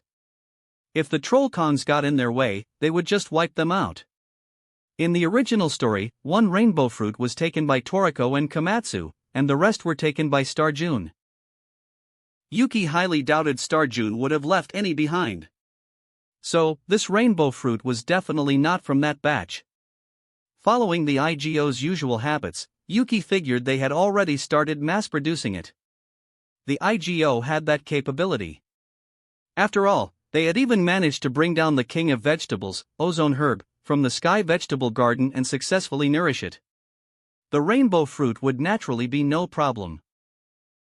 The reason Setsuno had sent it was because she knew his gourmet cells were special. She had noticed during his century soup experience that his cell activation had boosted his levels several times more than Nono's. That change was very surprising. After all, the stronger you were, the smaller the boost from drinking the century soup. At the level of Midora and the others, the soup could only cause a slight fluctuation in their gourmet cells. So, Setsuno knew the rainbow fruit might be useful to him and had it sent over directly. After Yuki accepted the items, Nono left. Yuki, meanwhile, couldn't wait to taste the rainbow fruit. An ingredient like this was truly fantastical. The juice of the rainbow fruit would evaporate and form tiny rainbows. Then there was the aroma. If not contained, the fragrance of the rainbow fruit could spread for dozens of kilometers. As Yuki cut it open, the aroma began to spread. To avoid trouble, he used his key to isolate the fragrance, confining it to a certain area. Otherwise, he estimated his house would be surrounded by countless people. A single drop of juice from the rainbow fruit could turn a 25-meter swimming pool into a pool of juice. An ingredient like this, honestly, if it weren't for the special nature of the Toriko world, a normal person would probably die after a single bite. Many of the ingredients in the world of Toriko contained far too much energy. People from other worlds couldn't just eat them casually. As expected, cell activation. Though the boost isn't as big as the century soups. After eating the rainbow fruit, before he could even immerse himself in its deliciousness, his gourmet cells began to activate. Every cell activation brought an immense improvement. For his gourmet cells to still be able to improve after eating the rainbow fruit at his current level was excellent news for Yuki. After all, there were still a large number of special ingredients in the human world waiting for him to find. After eating all of them, he estimated his cell level could break 1,000. As for his true combat power, that was hard to say. But regardless, being able to get as strong as possible in the human world was a good thing. After the cell activation ended, Yuki placed the rest of the rainbow fruit in his storage space. An ingredient like this had to be savored slowly. Now, Yuki turned his attention to the golden wheat. Golden wheat wasn't a rare ingredient, but it was a special preparation ingredient. In the world of Toriko, the difficulty of preparing ingredients was also graded. Normal ingredients, everyone could prepare. Special preparation ingredients required special methods or tools. A normal chef would be completely lost in that situation. As for super special preparation ingredients, they required even higher culinary skills. Chapter 148. BB corn, the special ingredient of wool jungle. Golden wheat was a special preparation ingredient, its difficulty on par with the bubble fruit. In fact, preparing the bubble fruit was very simple, you just had to peel it. But it was this simple step that left countless chefs completely stumped. The reason was simple: the bubble fruit, as its name suggested, was more fragile than a soap bubble. A soap bubble would pop with a light touch, let alone being cut with a knife. So, to prepare it, only someone who had mastered food honor could do it. Otherwise, it was a waste of time. The process of making noodles from golden wheat was even more tedious. You had to be careful when husking it. Even when grinding it into flour, you had to pay attention to the frequency. If the frequency was off, the flour would be ruined. The same went for adding water. Having absorbed a large amount of sunlight, golden wheat needed to absorb a massive amount of water. It might look like only a kilogram of flour, but you had to add 100 kilograms of water. Only an ingredient from the world of Toriko would have such a ratio. The final step, and the most crucial one, was kneading the dough. When the dough was kneaded with the right force and in the right position, it would make a sound, aging in reverse from an old man to a young man, and finally to a baby. The dough would also continuously expand. In the original story, it took Komatsu 3 whole days to finish the dough. As for Setsuno, she only needed 3 minutes. And she even managed to turn the Zenmen, all noodles, into instant noodles for sale. That feat had truly blown everyone's minds. Komatsu had mastered food honor at the time, yet it still took him 3 days to complete the dough. Setsuno only needed 3 minutes. The gap between them was astronomical. After adding a large amount of air water, Yuki began to knead. In the end, it took him 23 minutes to finish making the Zenmen. 23 minutes. Still a long way from Granny Setsuno's time. Yuki looked at the time. It might seem like only a 20-minute difference, but at this level, every minute pushed forward was incredibly difficult. The gap between him and Setsuno wasn't just in culinary skill, but also in raw power. Compared to her, he was too weak. Even if his current combat power could exceed level 100 by a fair margin, Granny Setsuno was at a level of several thousand. Of course, if he used his ki, the time would be much shorter. But there was no need, he knew his culinary skills still needed improvement. He couldn't always rely on using ki to hear the voices of ingredients. Anyway, his ability to hear the voices was controllable. He could turn it on any time. When competing against others, he could go all out. But when honing his own skills, there was no need. Zenmen was so named because it could be used to make any kind of noodle dish. Different noodle dishes required different types of flour. There were countless varieties of flour, but Zenmen encompassed the characteristics of all of them, producing perfectly delicious noodle dishes.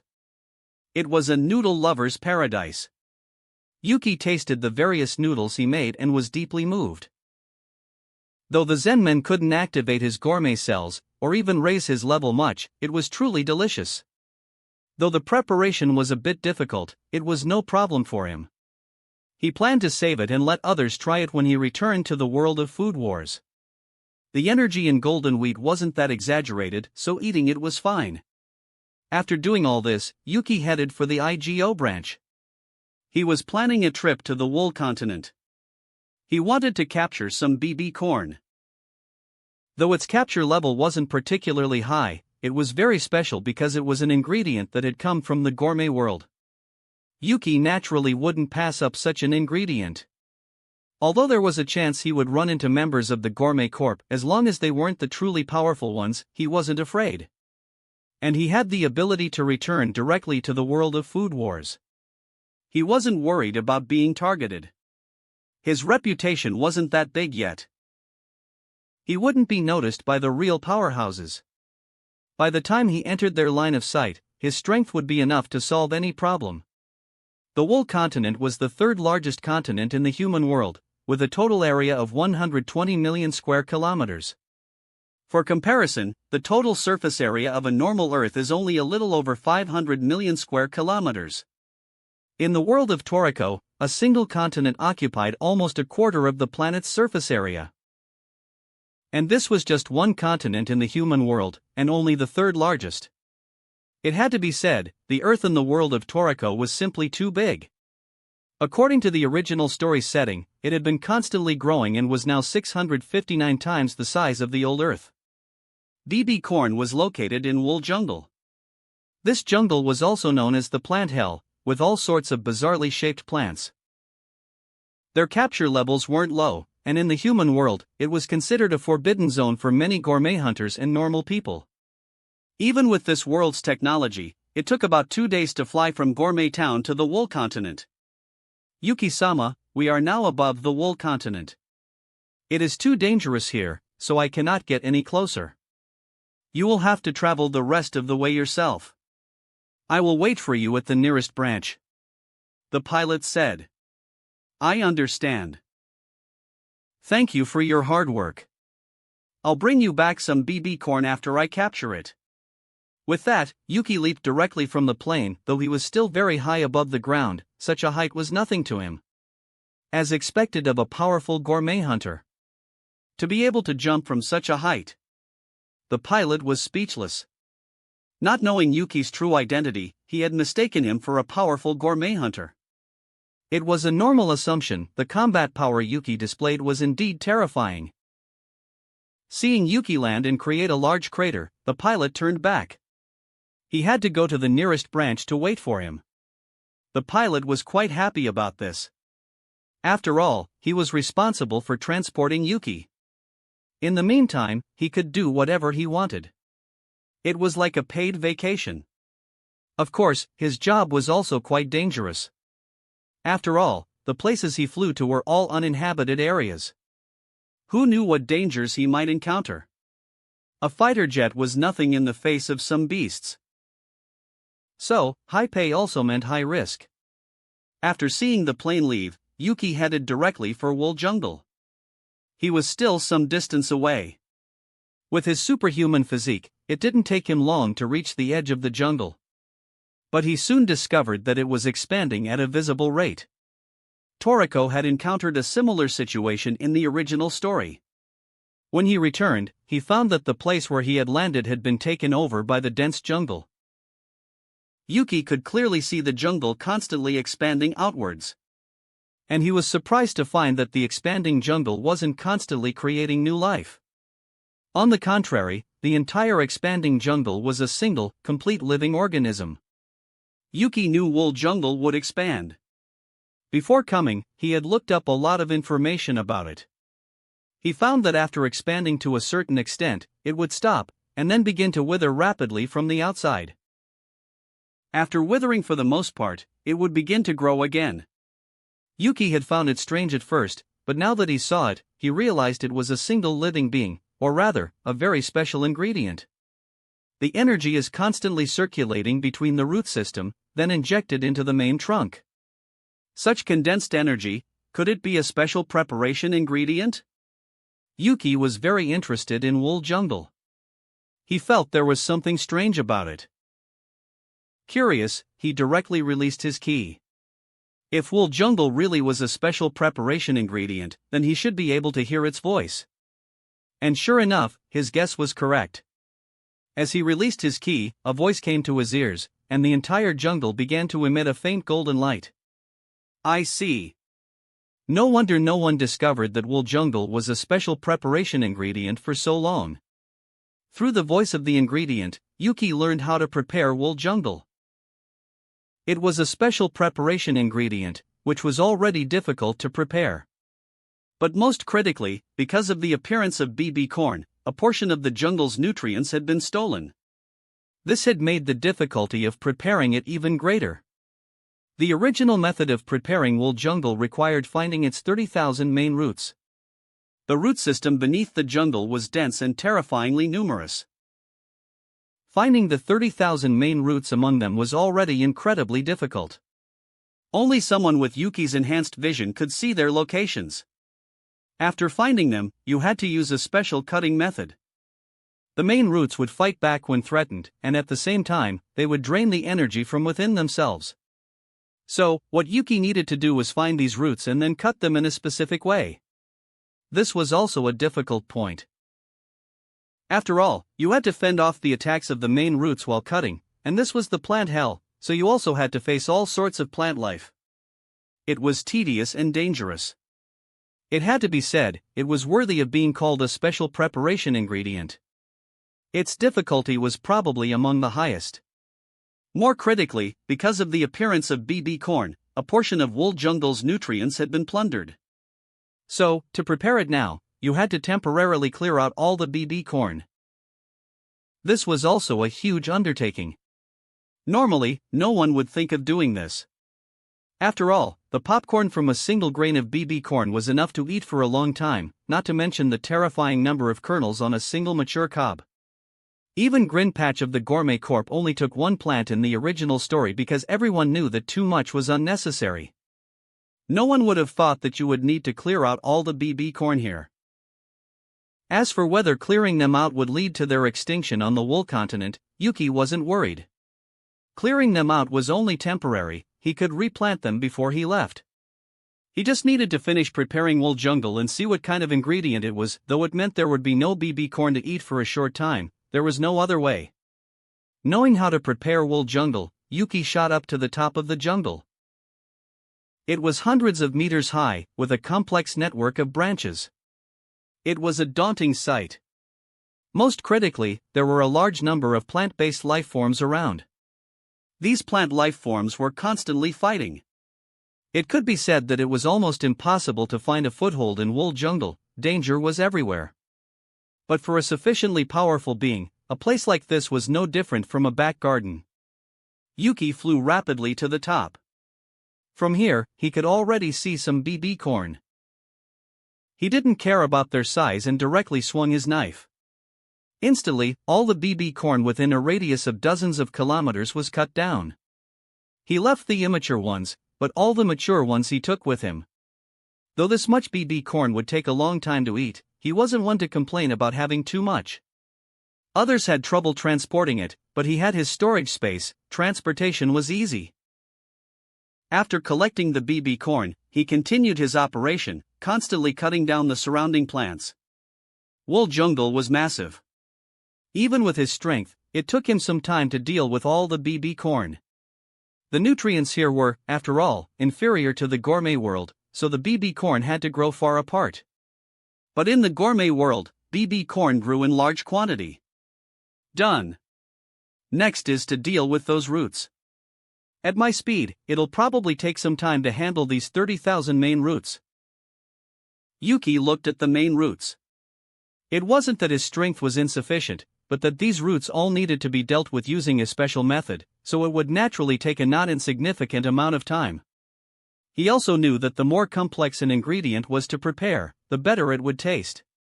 The most typical example was another. If prepared according to the method provided by the red nitro, it would take a full 600,000 years. What kind of concept was that? Just thinking about it terrified him.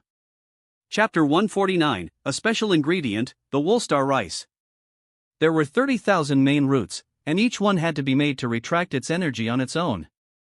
Yuki had no way to accelerate the process, he had to let Wool Jungle absorb the energy itself.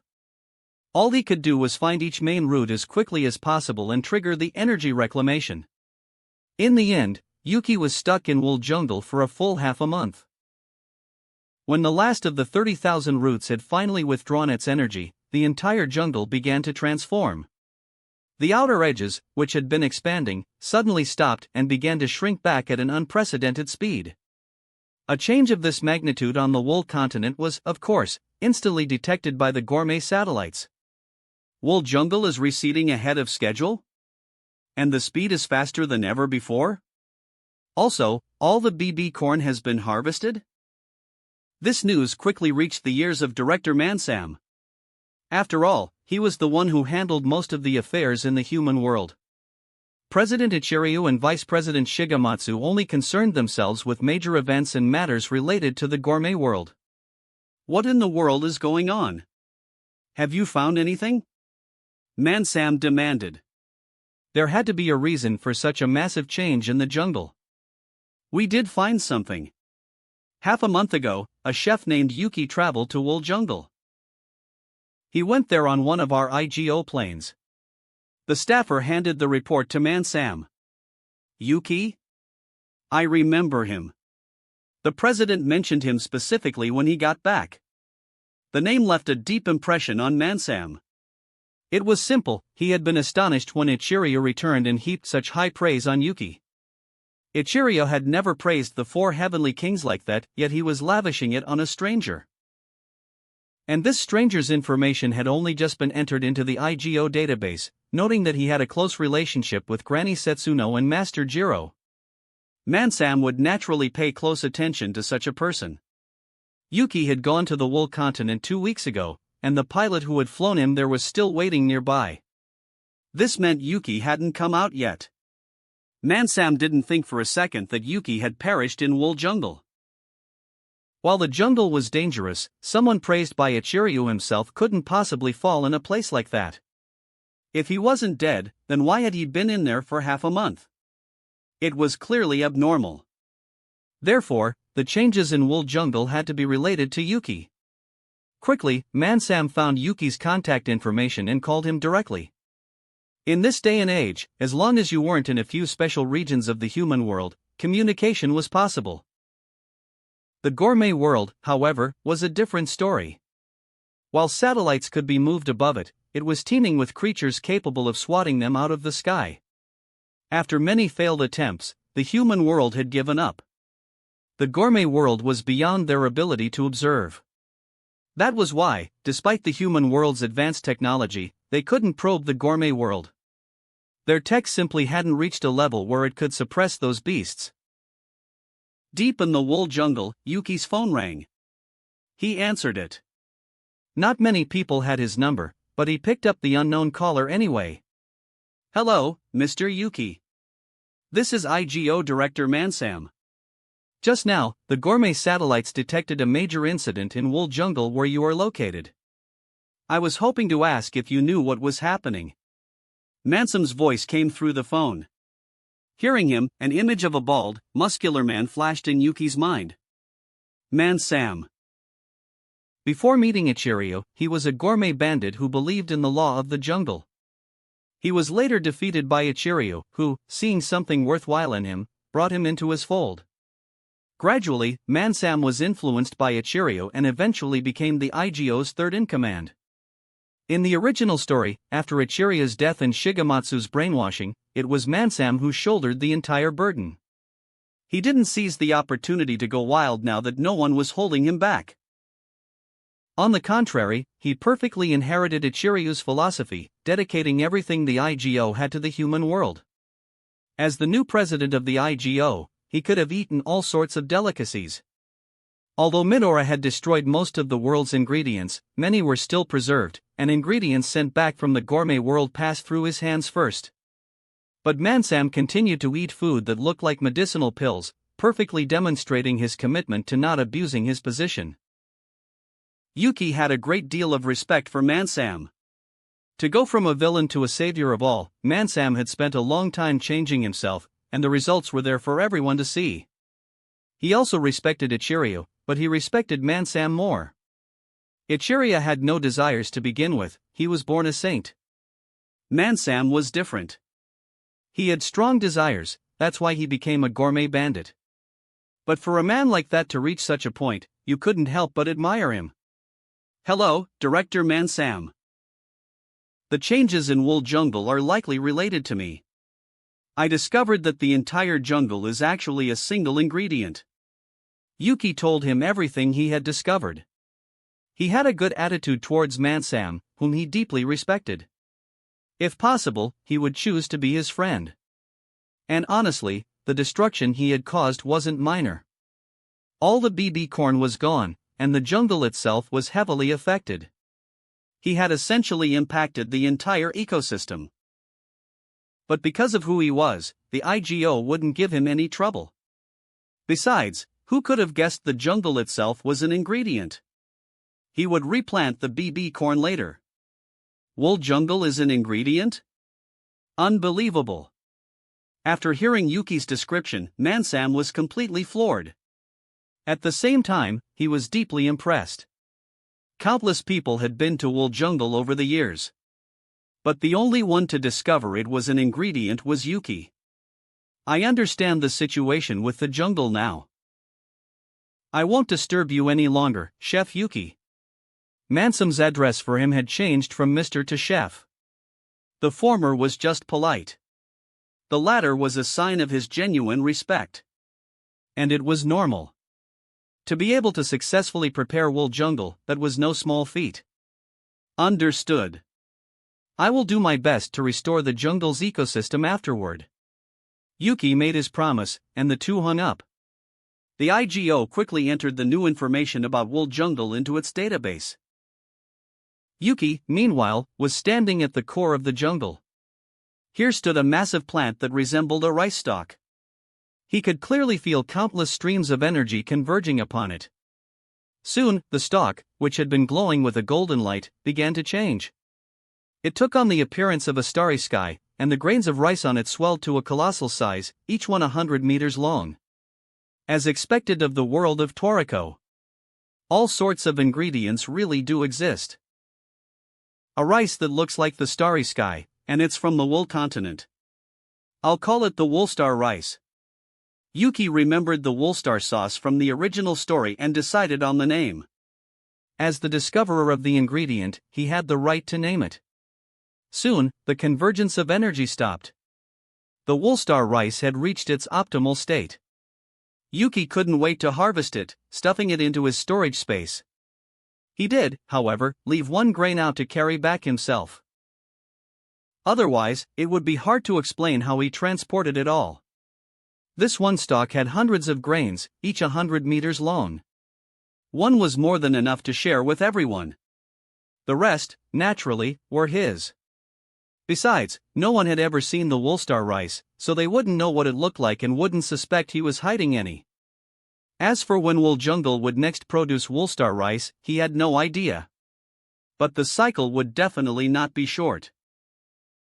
After all, the jungle had existed for ages. Though it had lost a lot of nutrients to the BB corn, after producing the Woolstar rice this one time, only 20 to 30% of its energy remained. The next harvest would likely be a very, very long time from now. Yuki was now incredibly curious. What did an ingredient nurtured by the nutrients of an entire continent taste like? As for the BB corn, he no longer needed to go to the Wool Volcano. Toriko had gone there because that was the only place to cook the corn and make BB popcorn. But Yuki had his growth-type ability, Inferno. With it, he could easily make BB popcorn without needing to go to a volcano. Carrying the Woolstar rice, Yuki replanted the BB corn seeds. Only after seeing them successfully begin to absorb nutrients did he choose to leave. At this moment, he also began to wonder if he should find time to learn the techniques of a regenerator. Some of their skills were very useful. At the very least, when it came to restoring an ecosystem, while he couldn't say he could return it to its original state, he could at least restore a part of it.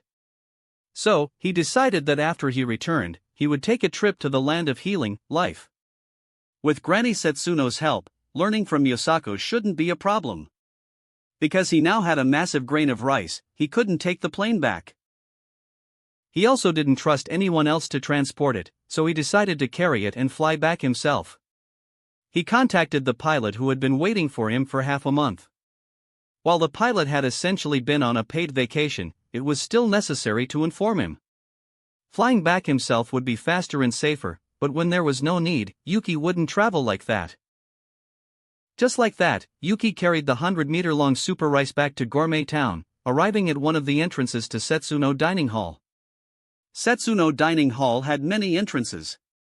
The largest one was hundreds of meters high, built specifically to bring in giant ingredients and cooking utensils. Yuki, carrying the rice, came here. Upon arriving at the entrance, he contacted Setsuno. This rice was simply too big, it was hard to find a suitable place to cook it. Her kitchen was the most appropriate. What a strange rice. Where did you get this? Looking at the incredibly massive grain of rice with a flowing, starry pattern on its surface, Setsuno and Nono were also very curious. After all, there was no such thing recorded in the current ingredient encyclopedia. This is from Wool Jungle. Yuki told them the entire story of how he found the Woolstar rice and prepared the jungle. I never thought Wool Jungle would be a special preparation ingredient. It's a good thing you can hear the voices of ingredients, otherwise, there would be no way to discover the Woolstar rice. That name is very fitting. Setsuno said with a smile. Yuki then brought the rice to her cooking area. Since he had to leave a portion for others, he cut off a piece. Setsuno personally cooked it. As the rice cooked, an incredibly enticing aroma began to spread, quickly filling the entire underground kitchen. Even the underground space couldn't contain the fragrance. It seeped through the earth and spread throughout the entire Gourmet Town. Those who smelled the aroma were all completely baffled, not knowing where this incredibly alluring scent of rice was coming from. What is this fragrance? It's penetrating through the very ground. Has Miss Setsuno found some new ingredient? Yuda was the first to pinpoint the source of the aroma. It was coming from underground. Without a doubt, it was Granny Setsuno cooking something, but he also discovered that this aroma was very domineering. Even the earthen buildings couldn't block it, it seemed to penetrate through everything. Chapter 150, Consecutive Cell Activations, an Invitation from Mansam. The entirety of Gourmet Town was now in the grip of a rice frenzy. As for Yuki and the others, they had no idea what was happening outside, and even if they did, they wouldn't have cared. At this moment, in Setsuno's kitchen, the constantly emanating delicious aroma had actually formed an illusory starry sky above the Woolstar rice. This was a phenomenon Yuki had only seen with two other ingredients. One was the rainbow fruit, whose evaporating juice formed a rainbow in mid-air. The other was the century soup, which created an aurora phenomenon above the dish upon completion. Now, the Woolstar rice was the third such ingredient he had seen. The illusory starry sky it formed was breathtakingly beautiful. Yuki, my boy, looks like you've hit the jackpot this time. The rarity of this woolstar rice has surpassed the limits of the human world. Even many ingredients from the gourmet world can't compare. Setsuno said with a sigh. It was clear that the woolstar rice was a special preparation ingredient on par with the century soup. Perhaps its effects couldn't compare, but it was still better than many ingredients from the gourmet world. Unfortunately, unlike the century soup, to obtain woolstar rice again, they would have to wait for wool jungle to regrow. And the jungle couldn't be artificially nourished. After all, its area was simply too vast. If planted, a huge expanse of land would become a plant hell. So, to get woolstar rice again, they could only wait for the jungle to grow on its own. Who knew when it would next mature? The three of them then tasted the woolstar rice. Yuki's and Nono's gourmet cells immediately activated. As for Setsuno, though her cells didn't activate, the rice still gave them a slight boost. She was already very satisfied with this. Her strength couldn't compare to Acacia's disciples, but she was still at a level of several thousand. For her gourmet cells to still be able to improve, even if only by a little, was already incredible. My cells activated again. I wonder what my cell level is now. Yuki didn't have an IGO scanner, so he had no way of knowing his exact level. But one thing was certain, his cell level had definitely broken 100. Your cell level should have surpassed 150. Of course, that's just your cell level. Your true combat power is certainly much higher. Setsuno said. Yuki had mastered food honor, learned food immersion, and even studied Enbu. This meant his true combat power far exceeded his cell level. Over 150? I see. Hearing Setsuno, Yuki nodded. His strength was now enough to enter the gourmet world, but it was still very dangerous. So, to be safe, he wouldn't enter until he had exhausted all the value of the human world. There were still many ingredients here that could be effective for him. Though the capture level of human world ingredients was generally below 100, many were very special. The rainbow fruit, BB corn, woolstar rice, century soup, which one of these wasn't incredibly special? Their own capture levels were variable. By the way, I also captured some BB corn. Yuki slapped his forehead. He had brought back BB corn. Taking it out of the package he brought back, he directly began to heat it using his inferno. As the temperature gradually rose, Yuki observed the changes in the corn. As long as it could withstand the high temperature and he could control the temperature change, preparing it wouldn't be a problem. Even Toriko had succeeded, though he failed many times in the process. For Yuki, it was even simpler. As the temperature steadily increased, the BB corn began to react, dancing like a tap dancer on his palm. The next second, the BB corn shot into the air and, with an explosion, turned into a massive shower of popcorn. Just as Yuki was about to collect the popcorn, he suddenly felt the surrounding air pressure change. The BB corn in midair, as if drawn by some force, fell into a giant container. Seeing this, Yuki looked at Setsuno. Whether a chef or a gourmet hunter, once their strength reached a certain level, many would use their power to condense suitable cooking utensils for combat. Toriko had his fork and knife, Ichiria had his chopsticks, Chinchin had his spoon, and Granny Chio had her cutting board. As for Setsuno, she also had one, a pressure cooker. Setsuno could control changes in air pressure, so her techniques were similar to a pressure cooker. Of course, the scale and power couldn't be described by a mere pressure cooker. The pressure dome she opened by burning her life force could even defend against the aftershocks of Jiro's techniques. It showed just how powerful the move was. BB corn, it's been a while since I've had this. Setsuno said, taking a few kernels and giving one to each of them. She and Nono had already eaten BB corn before. Her cells were too strong, it no longer had any effect on them. Nono's cells had also adapted to it once, so eating it now didn't bring any change. Yuki, on the other hand, his cells, having just activated once, now activated again. Though the boost this time wasn't as strong as before, as long as his cells activated, it was a good thing. It had to be said, BB corn was worthy of being an ingredient from the gourmet world. Even the beasts there loved it. Even the battle wolf, Terry Cloth, who ate nothing, loved it.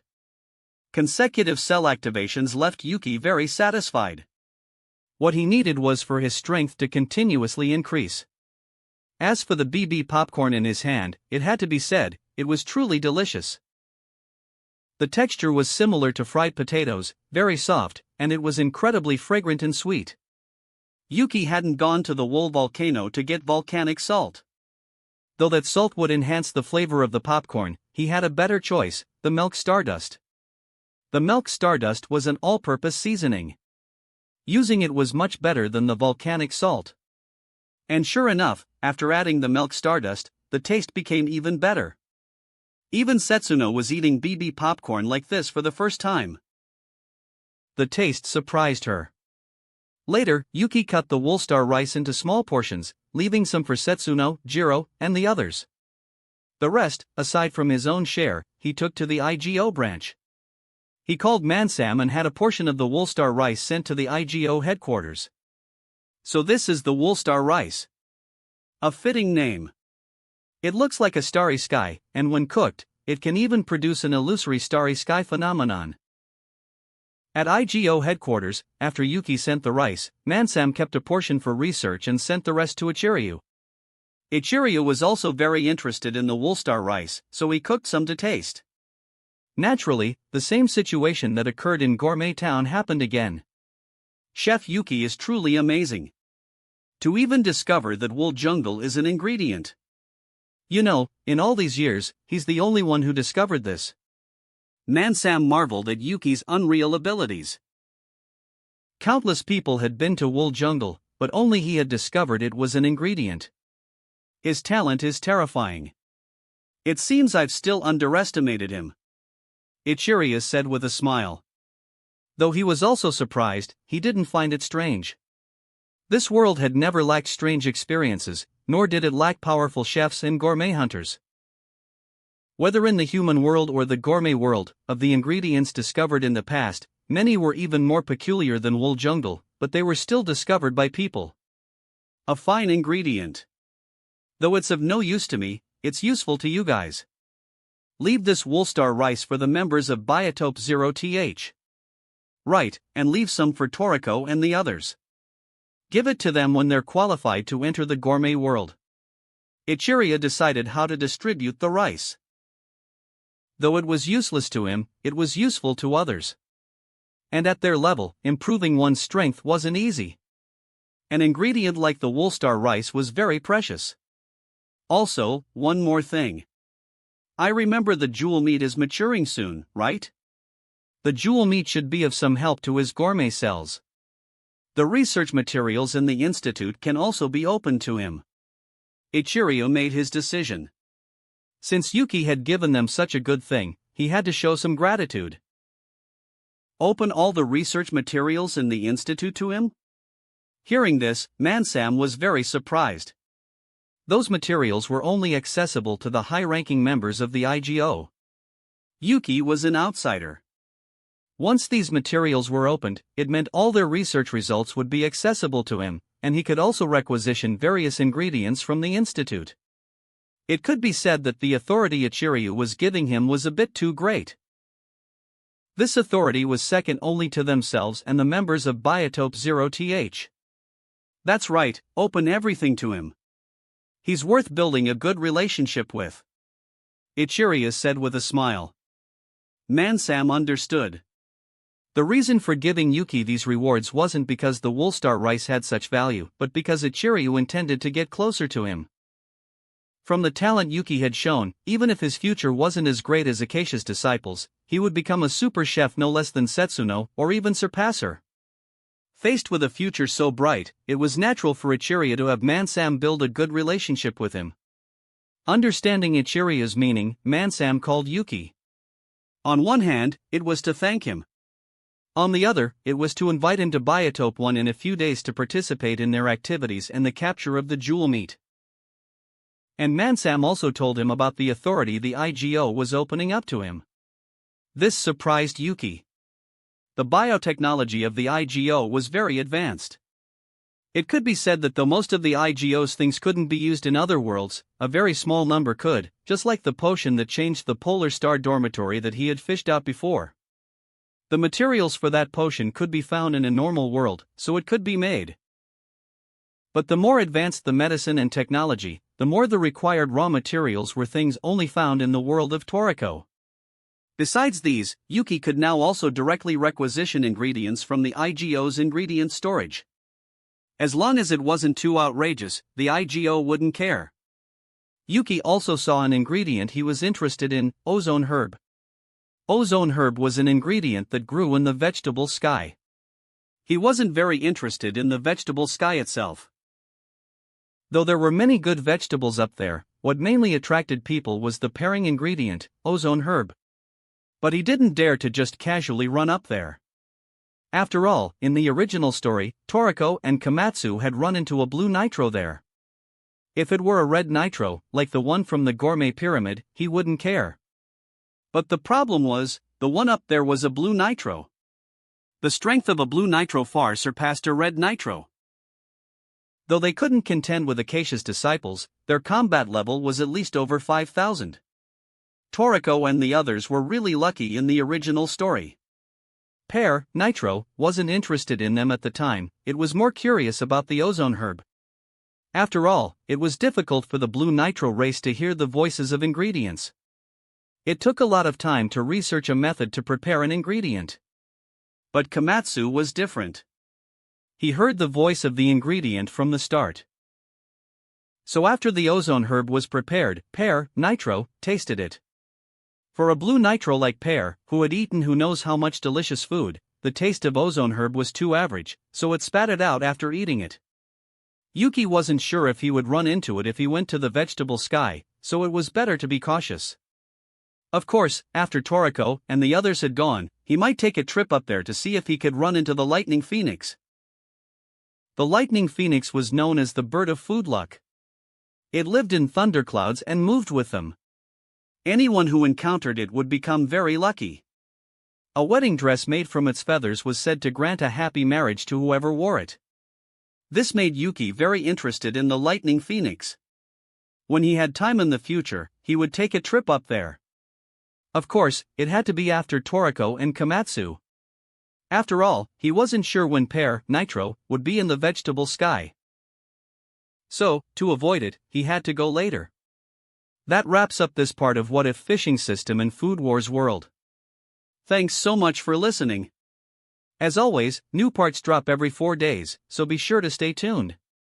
Quick reminder. The series What If Transmigrated as a Kanto gym leader is now on hold, since we've caught up with the author. Also, the series What If Transmigrated in Bleach World will also be going on hold soon, since we've nearly caught up with the author. So now, I need your help picking the next project for the channel. I'm currently deciding between these 3 fanfics. What if Reborn in Highschool DxD as a Lucifuge? What if Transmigrated to Medieval Pokemon World? What if creating the strongest Strawhat crew by reading manga? Please vote in the poll and let me know which story you'd like to see next. I'll take the top 2 picks and start working on those series next. Also check out my Patreon channel for early releases of all the series, where you can find all the series released one day ahead of YouTube. If you enjoyed the video, don't forget to like, subscribe, share it with your friends, and please consider supporting the original author as well. See you in the next one.